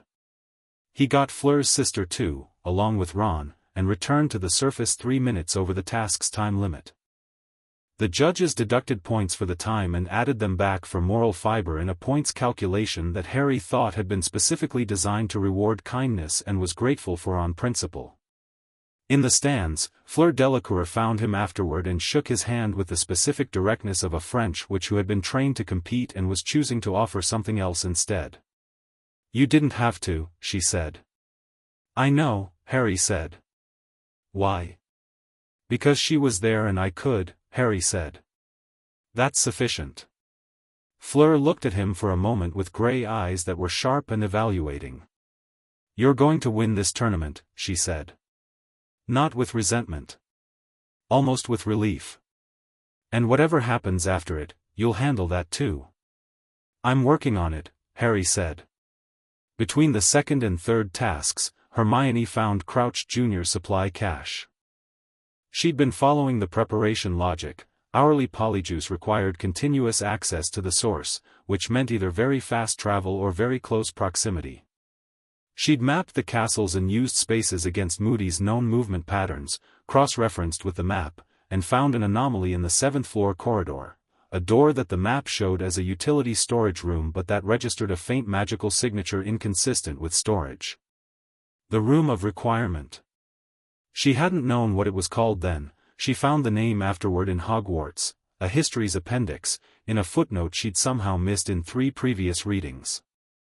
What she found inside it, accessed by walking past the door 3 times with a sufficiently specific intent, was a fully operational laboratory, polyjuice potion in a continuous brew, a cage containing the real Alastor Moody, alive, conscious, furious, and badly in need of both food and conversation, and enough documentation of Crouch Jr.'s operation to end the game entirely. She went to get Harry and Ron. She didn't go to Dumbledore first because the intelligence in the room was theirs and she wanted Harry to see it firsthand before it became anyone else's property. The real Moody was a small, scarred, magnificently cantankerous man whose magical eye was on a shelf across the room and who had apparently been spending his captivity memorizing every crack in the ceiling against the possibility of eventual escape. He looked at Hermione with the specific intense appraisal of a veteran aura and said, "You're the girl. The bonded one." "Hermione Granger," she said. "Who taught you the magical detection work?" he said. "The signature reading." "We taught ourselves," she said. "Right," he said. "Get me out of this cage and find my eye and then somebody explain what day it is." It was the 26th of May. The third task was in 6 days. Dumbledore was told everything that evening. Not in installments, not managed, all of it. Hermione's full documentation included, the polyjuice operation, the cage, the real Moody, the goal. Harry sat in Dumbledore's office and laid it out and waited. Dumbledore listened with an expression that changed several times. The grandfather performance was gone entirely. What was there instead was the real face, the old complicated one, moving through surprise and gravity and the specific weight of a man who has been guarding a game he thought he controlled and has discovered another hand on the board. "Crouch Jr. has been in this castle all year," Dumbledore said. "Yes," Harry said. "I missed it," Dumbledore said. He said it plainly, without excuse, which Harry noted. "You were looking for approaches that resembled previous patterns," Harry said. He was using a new angle. You weren't looking for previous patterns, Dumbledore said. I was looking for what was actually there, Harry said. A pause. Then, we cannot arrest him yet. If we move on Crouch now, Voldemort will know the plan has been exposed. He'll move to a different approach and will lose the visibility we currently have on his timeline. He needs the ritual, Harry said. The bones, the flesh, the blood. He needs a specific place and a specific person. If we remove Crouch and don't move to a new approach, he has to find another way to get me to the graveyard. There are other ways, Dumbledore said. None as clean, Harry said. None that don't require more time and more exposure. He's been building toward this for 4 years, the timing is right, his confidence is high, this plan is operational. He won't abandon it quietly if it fails. He'll push forward. You're suggesting we let the portkey happen, Dumbledore said. I'm suggesting we walk into the graveyard prepared rather than trying to prevent the portkey and handing him the initiative, Harry said. We know the ritual. We know the location. We know the timeline. Those are advantages. He paused. And I want him to have a body. Dumbledore looked at him. Something very careful moved through his expression. Why? Because a disembodied Voldemort cannot be permanently ended, Harry said. He has Horcruxes left, 3, by our current count, assuming the locket and the cup and the snake. An embodied Voldemort can be dealt with. A disembodied one just waits and tries again. The prophecy, Dumbledore said quietly. Tell me about it, Harry said. It was, ultimately, the thing Dumbledore had been most careful about. He had disclosed it in fragments and angles, never completely, because it was the piece that changed everything about how Harry understood his own position in this story. Dumbledore had been protecting him from it, which was an act of genuine care and also, Harry had long suspected, an act of strategic management. Neither can live while the other survives, Dumbledore said. He said the full relevant portion of the prophecy in the quiet of his office, and the words sat in the air between them. It means one of us has to end it, Harry said. I know.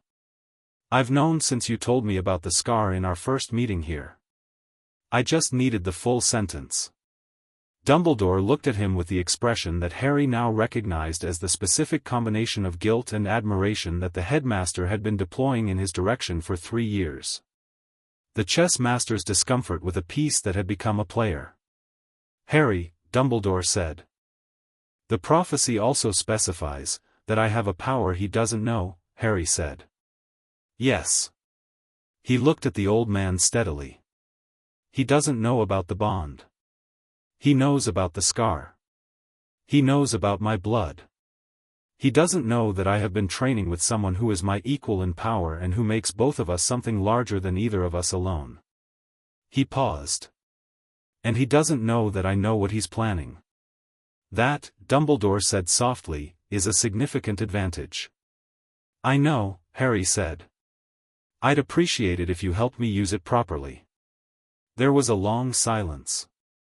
Fawkes rustled on his perch. The instruments on the side tables moved in their quiet orbits.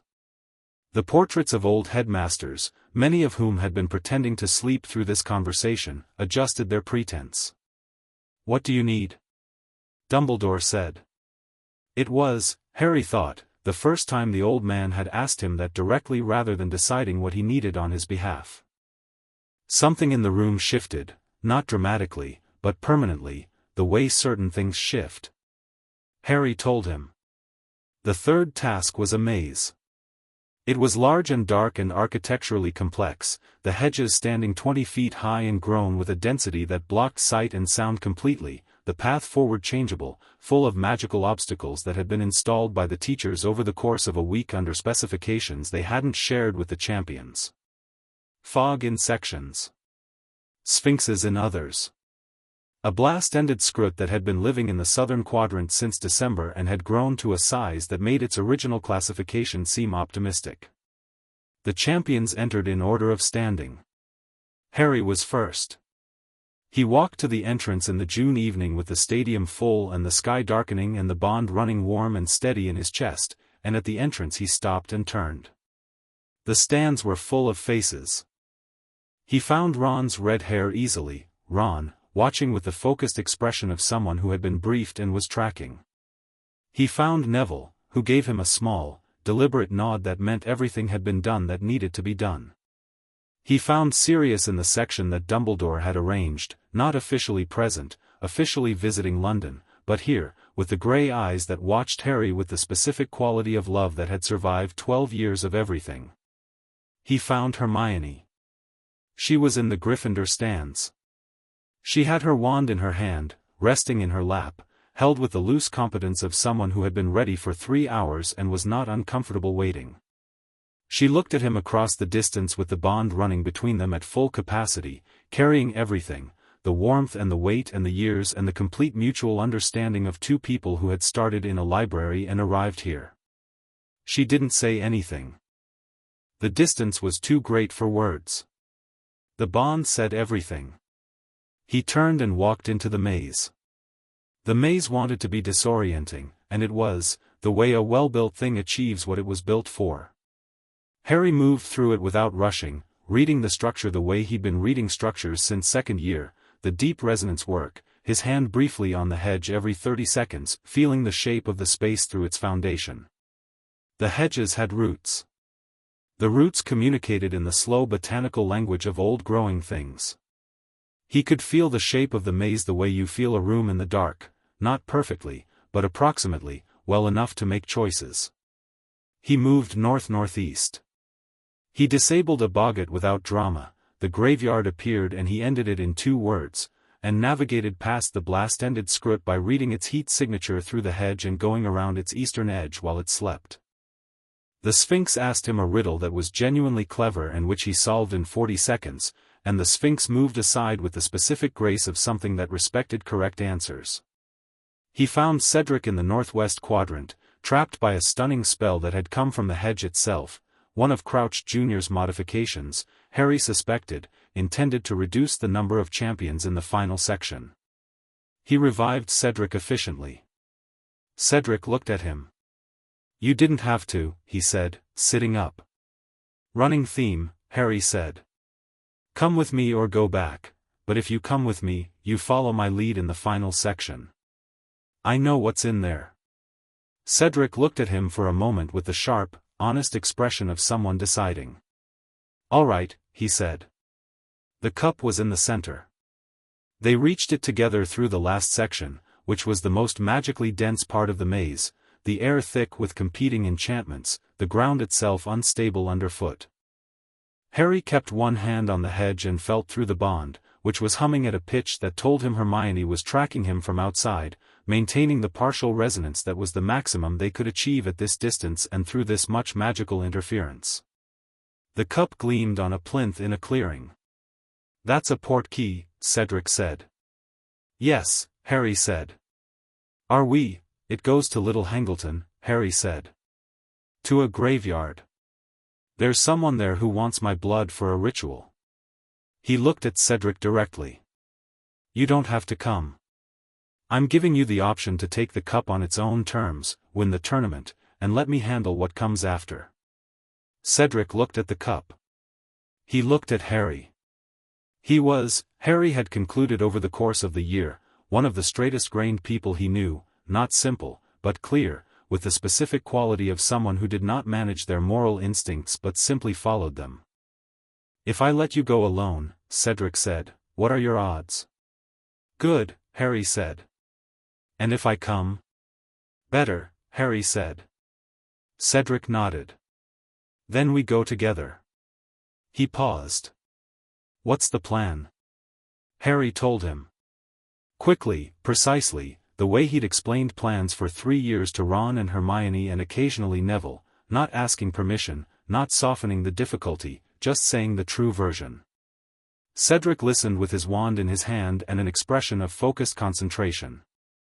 "When does your backup arrive?" Cedric said. 40 seconds after we touch the cup," Harry said. "The portkey has a return mechanism, I built it in, with Dumbledore's cooperation and a specific modification to the cup's enchantment that Crouch Jr. didn't notice because the modification was added after he left the maze setup. It'll return us on command. He paused. But we need to manage 40 seconds first. Against Voldemort, Cedric said. Against Voldemort's servants first, Harry said. Voldemort second. He can't act until the ritual completes, and the ritual can't complete if we don't allow certain steps. He looked at the cup. The 40 seconds are the variables. Everything after is the plan. You've put a lot of work into a 40-second window, Cedric said. For years, Harry said. Cedric exhaled. All right, Potter. Let's go. They touched the cup together. The portkey took them through the nauseating between-space of long-distance magical transport, a whirl of darkness and pressure and the sensation of being turned inside out very quickly, and deposited them in a graveyard in Little Hangleton on a June night that was cold and dark and smelled of old grass and stone. The graveyard was immediately full of activity because Harry had not arrived at the time Crouch Jr. had planned, and the timing disruption meant the servants present were not fully organized. 2 robed figures near the tree. 1 at the gate. 1 more behind the Riddle headstone where the old cauldron sat, large and iron, already beginning to smoke. Wormtail. Harry saw him immediately, the small, soft form, recognizable even in robes and darkness, moving with the frantic efficiency of someone executing a plan on a compressed timeline. Left 2, Harry said to Cedric. Cedric was already moving. Harry went right. The bond opened fully. Not the partial resonance of maze distance, the full thing, running at maximum, because they'd prepared for this specifically, Hermione anchoring from the outside and Harry and Hermione's combined cores extending into his immediate space from wherever she was, 200 miles away or perhaps less. And the warmth of it was real and present and not at all diminished by the distance because they'd spent 2 months specifically extending the range. She'd found that possibility in the Voss Papers appendix. It required preparation, deliberate anchoring, a specific working they'd done 3 times in practice and once for real.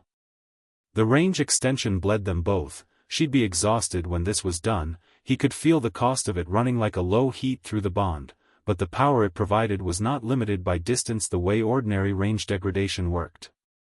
She had rooted herself into the resonance and she was here, not physically but magically, fully present in the way that the bond at full capacity meant they were always present for each other. He felt 12 feet tall. He felt precise and enormous and completely alive, the way he felt in the moments when the bond was running at peak and his storm current and her architectural fire were operating as one system.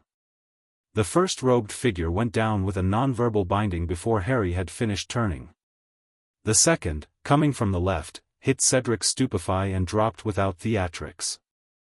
The figure at the gate, a woman, he thought, by her height, cast something dark and horizontal that Harry stepped past with the specific speed of someone who had trained with the bond's spatial awareness for 3 years and could read the trajectory of an incoming spell the way a musician reads incoming notes. He summoned her wand. She stood unarmed in the darkness and he said, clearly, "Stay there," in a voice that had enough of the bond's resonance in it that the suggestion carried the quality of a structural fact. She stayed there. Wormtail had the bone and had made the cut on his own arm and was moving toward Harry with the knife, his expression the specific mixture of desperation and compulsion that Harry remembered from Lupin's office, the look of someone doing what they've been told who has stopped asking whether they want to. "Peter," Harry said. Wormtail stopped. The knife was raised. "You can put it down," Harry said. "You can end this here. The Ministry already has your confession, Amelia Bones has it sealed, from October, part of Sirius's exoneration process. You're already found. This," he looked at the knife, at the cauldron, at the bone already in the iron vessel. "This makes it worse for you and it doesn't actually help him. Not permanently. Not in a way that matters. He'll kill me," Wormtail said. His voice was small and genuine, stripped of the performance it usually wore. "If I don't, he'll use you and discard you either way," Harry said. "You know that. You've known that since he came back through Quirrell. He held Wormtail's gaze. Put the knife down, Peter. Wormtail's hand was shaking. And then the cauldron erupted. Not because Wormtail had done anything further, but because the ritual had already been partially initiated, the bone in the cauldron primed, and the magic of the place itself, the gaunt connection, the Riddle graveyard's deep resonance with Voldemort's origin, had continued the process with its own momentum. The cauldron boiled over with light and steam and the cold resonance Harry knew well, the fragmented soul, the accumulated pieces of a being that had spent decades reassembling from its own distributed existence. The light resolved. The cauldron was still. Something stood in it. Not the chalk-white face from the back of Quirrell's head. Not the thin voice in the dark of a dungeon. Something complete, or nearly complete, the flesh still raw, the body still finding itself, the red eyes open and looking at the night sky with the specific expression of someone who has been away for a very long time and has returned to find everything approximately where they left it. Voldemort stepped out of the cauldron. He was tall. Taller than Harry had imagined, which was not a thing Harry spent time imagining. Thin in the way of something from which all excess had been stripped, nothing soft, nothing decorative, everything functional. He stood in the graveyard in June and breathed the air of the world with the long deliberate breath of someone taking possession. Then he looked at Harry. "Well," Voldemort said. His voice was different with a body, fuller, deeper, with a resonance that the disembodied version had lacked. "You're still standing." "I am," Harry said. "And you brought a friend," he said, noting Cedric without particular interest. "And your bond partner is not here but is present regardless." The red eyes narrowed slightly. "I can feel her. The range on that working is extraordinary." "Thank you," Harry said. "We've been practicing." Voldemort looked at him with an attention that was not quite the scientific curiosity of the child Tom Riddle in the chamber, that had been younger, more open, not yet fully closed into what it became. This was the completed version, the intelligence refined into a single point, all of it oriented, no waste, the mind of someone who had organized an entire philosophy of existence around a single principle and lived by it for 60 years. "You knew I would be here," Voldemort said. "Yes. You came anyway." "Yes. And you believe you can end this?" Not mockery. Genuine inquiry, which was almost more disturbing. "I believe we will end this," Harry said. "Not necessarily tonight. Tonight is the first real conversation. But yes." Voldemort looked at him for a long moment. Around them, the graveyard was very still, the bound servants on the ground, Wormtail standing with the knife at his side, Cedric at Harry's left, the cold June air moving through the stones. "You are not afraid of me," Voldemort said. He had said it before, through other mouths. He said it now without the wondering quality of previous encounters, without the adjustment to an unexpected data point. He said it as a confirmed fact that he was incorporating. "No," Harry said. "That is not," Voldemort paused. "Most people who lack fear of me do so through ignorance." "You are not ignorant." "No," Harry said again. "Then explain it to me," Voldemort said. "Since you want a conversation." He tilted his head, the red eyes fully present. "You understand what I am. You understand what I can do. You understand the power differential between a 14-year-old boy and someone who has been studying and practicing magic for 60 years. And yet you are not afraid." "Why?" "Because fear would compromise my judgment," Harry said. "And my judgment is currently the most important thing in this graveyard." Voldemort made a sound. It took Harry a moment to identify it. It was a laugh. Not the cold mirthless version, something more genuine, the unexpected laughter of someone who has heard something that satisfies them against their will. "You sound like me," Voldemort said. "At your age." "I know," Harry said. "I've read everything available about Tom Riddle." You were brilliant and deliberate, and you understood things that most people your age didn't, and you made a specific set of choices based on specific conclusions that I think were wrong." He paused. "I've thought about this a great deal." "What conclusions were wrong?" Voldemort said, not as a question. "That isolation was strength," Harry said. "That power shared is power diminished. That love, connection, loyalty, all of it, was weakness to be exploited rather than force to be used." He looked at the red eyes steadily. "You built yourself into something that can't be killed by removing all the things that could be hurt. But you removed them so completely that what you're left with is invulnerable," Voldemort said. "Alone," Harry said. The word sat between them in the graveyard. Voldemort was very still. The red eyes had a quality that Harry couldn't fully read, not anger, not contempt. Something older than either. "You believe the bond is the power he knows not," Voldemort said. "The prophecy's term. Don't you?" Harry said. Another silence. The cauldron ticked as it cooled. Somewhere in the dark a night bird called once and was silent. "It is an interesting theory," Voldemort said. "If the bond is what I felt in the chamber, the two-caster working, the structural resonance, the extended range, then yes, it represents something I have no direct counter to, because my fundamental strategy has been to operate alone and I have no framework for it." He said it with the specific honesty of someone who had spent 60 years never needing to admit a limitation and was doing so now not from weakness but from the same quality of wanting to understand that Harry recognized from himself. "I cannot replicate it. I could attempt to study it." "You'd have to change your entire philosophical framework," Harry said. "Yes," Voldemort said. "Are you capable of that?" Harry said. The question was genuine.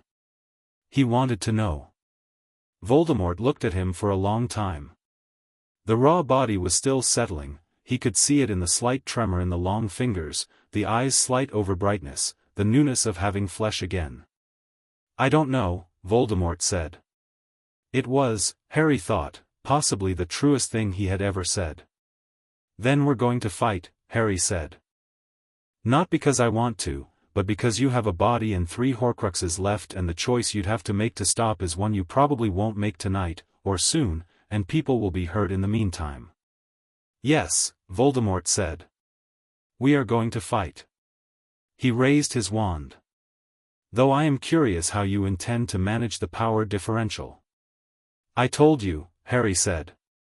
He raised his own wand and felt the bond open completely, Hermione's full presence flooding in, the architectural fire, the precision, the enormous controlled intelligence of 2 years of extended range work landing in his chest like a second sun. "She's here." The golden thread appeared between their wands the moment the spells connected, Avada Kedavra meeting Expelliarmus, the priori incantatem effect beginning, the ghost echo of both wands' histories materializing in the thread between them. But this time it was not a 14-year-old boy holding on through desperation and will. It was 2 people, 2 cores, operating as one, and the bond's full weight in the connection was something the thread had never carried before. The thread held. Voldemort pushed. Harry held. The golden thread vibrated with the combined effort, and the beads of light moved and settled and moved again, and the ghost echoes of Voldemort's wand began to emerge, the old man, the woman, the figures who looked at Harry with the specific relief of people who have been waiting for someone to come and then found someone there. His parents appeared last. His mother first, red hair, his eyes, looking at him with the expression that the mirror had shown him in first year, except this time it was not a reflection, this was something different, the echo of a woman who had died and whose death had left marks on everything since. "Harry," she said. Her voice was barely sound. "Mum," he said. And felt the word in his chest, the first and last time he would say it to her face, however briefly. His father beside her. The same face Harry saw in mirrors, older, with the specific warmth of someone who had been told he was loved and had learned to believe it. "We're here," James said. "We see you." "I know," Harry said. "I know you do. Don't feel guilty," his mother said. About the mirror. About any of it.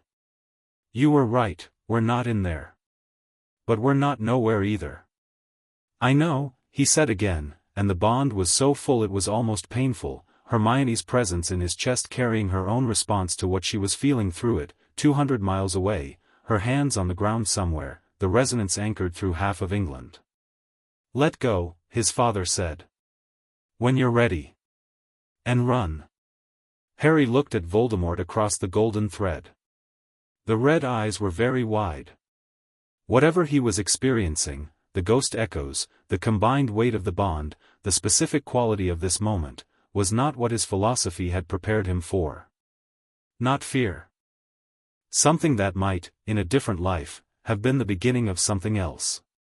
This isn't finished, Harry said. No, Voldemort said, and his voice was different, not diminished, not broken, but changed, the way things change when they've touched something that has no category in their existing framework. Harry broke the connection. He shouted the return word. The portkey activated immediately, Dumbledore's modification, built into the cup structure, needing only the command word to fire. The cup flared white. Harry grabbed Cedric's arm. Cedric grabbed it. The graveyard pulled away below them. He had one last image of it, Voldemort standing between the gravestones, wand lowered, the graveyard settling into its old quiet, the red eyes watching Harry's departure with an expression that was not rage, not triumph, not the familiar theatrical menace. Thinking. Voldemort was thinking. That, Harry decided, as the portkey deposited them back in the center of the maze in a burst of light that brought the stadium to its feet in an instant roar, was either the most dangerous possible outcome or the necessary first step towards something he didn't have a name for yet. Probably both. They landed hard. Cedric rolled and came up intact, which was the product of athletic instincts that Harry respected. Harry stayed on one knee for a moment, breathing, feeling the bond settle, the range extension collapsing back to normal distance as the specific anchoring work released, and he felt the cost of it in a wave of exhaustion that was real and total, the kind of tired that went to the bone. He also felt Hermione. Not the bond's extended range version, the real one, the ordinary warm current, which meant she was close. He looked up. She was at the maze entrance, which protocol forbade, standing at the boundary with her wand in her hand and her expression doing several things simultaneously. Dumbledore was behind her.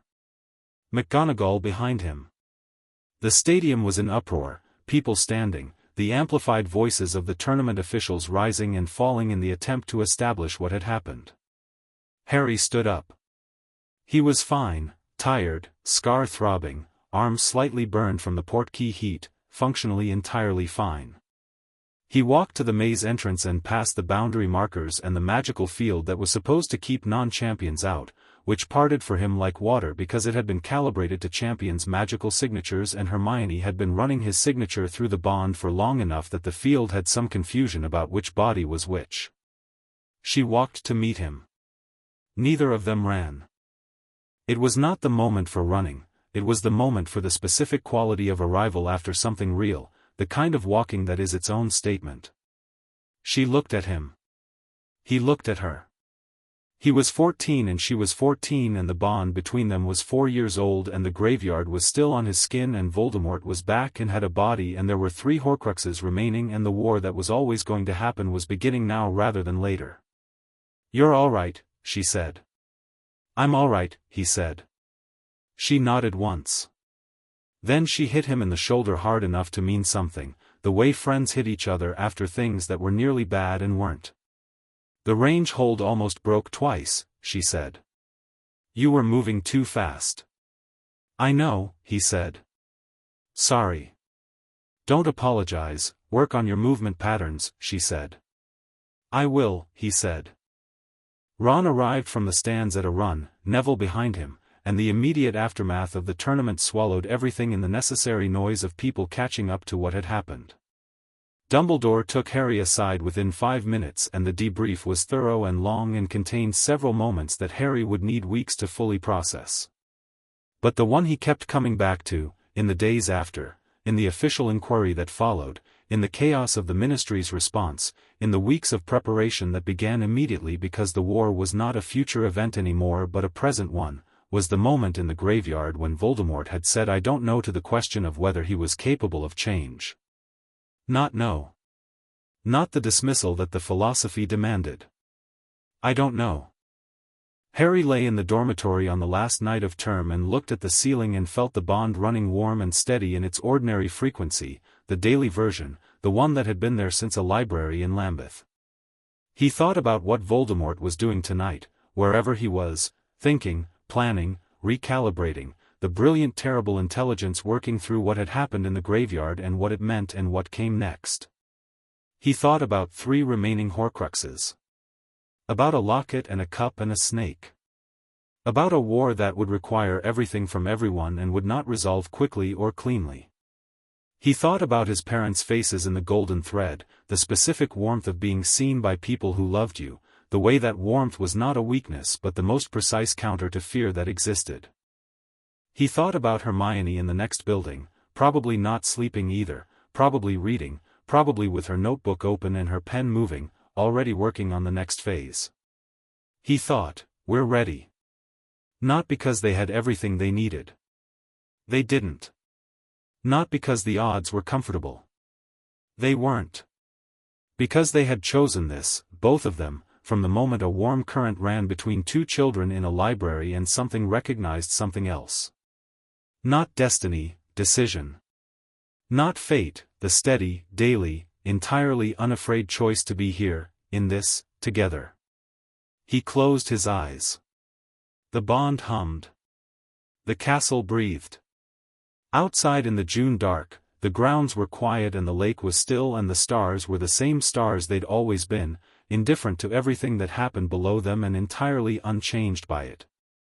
Harry Potter was 14 years old. There was a war coming. He had better things to do than be afraid. He went to sleep.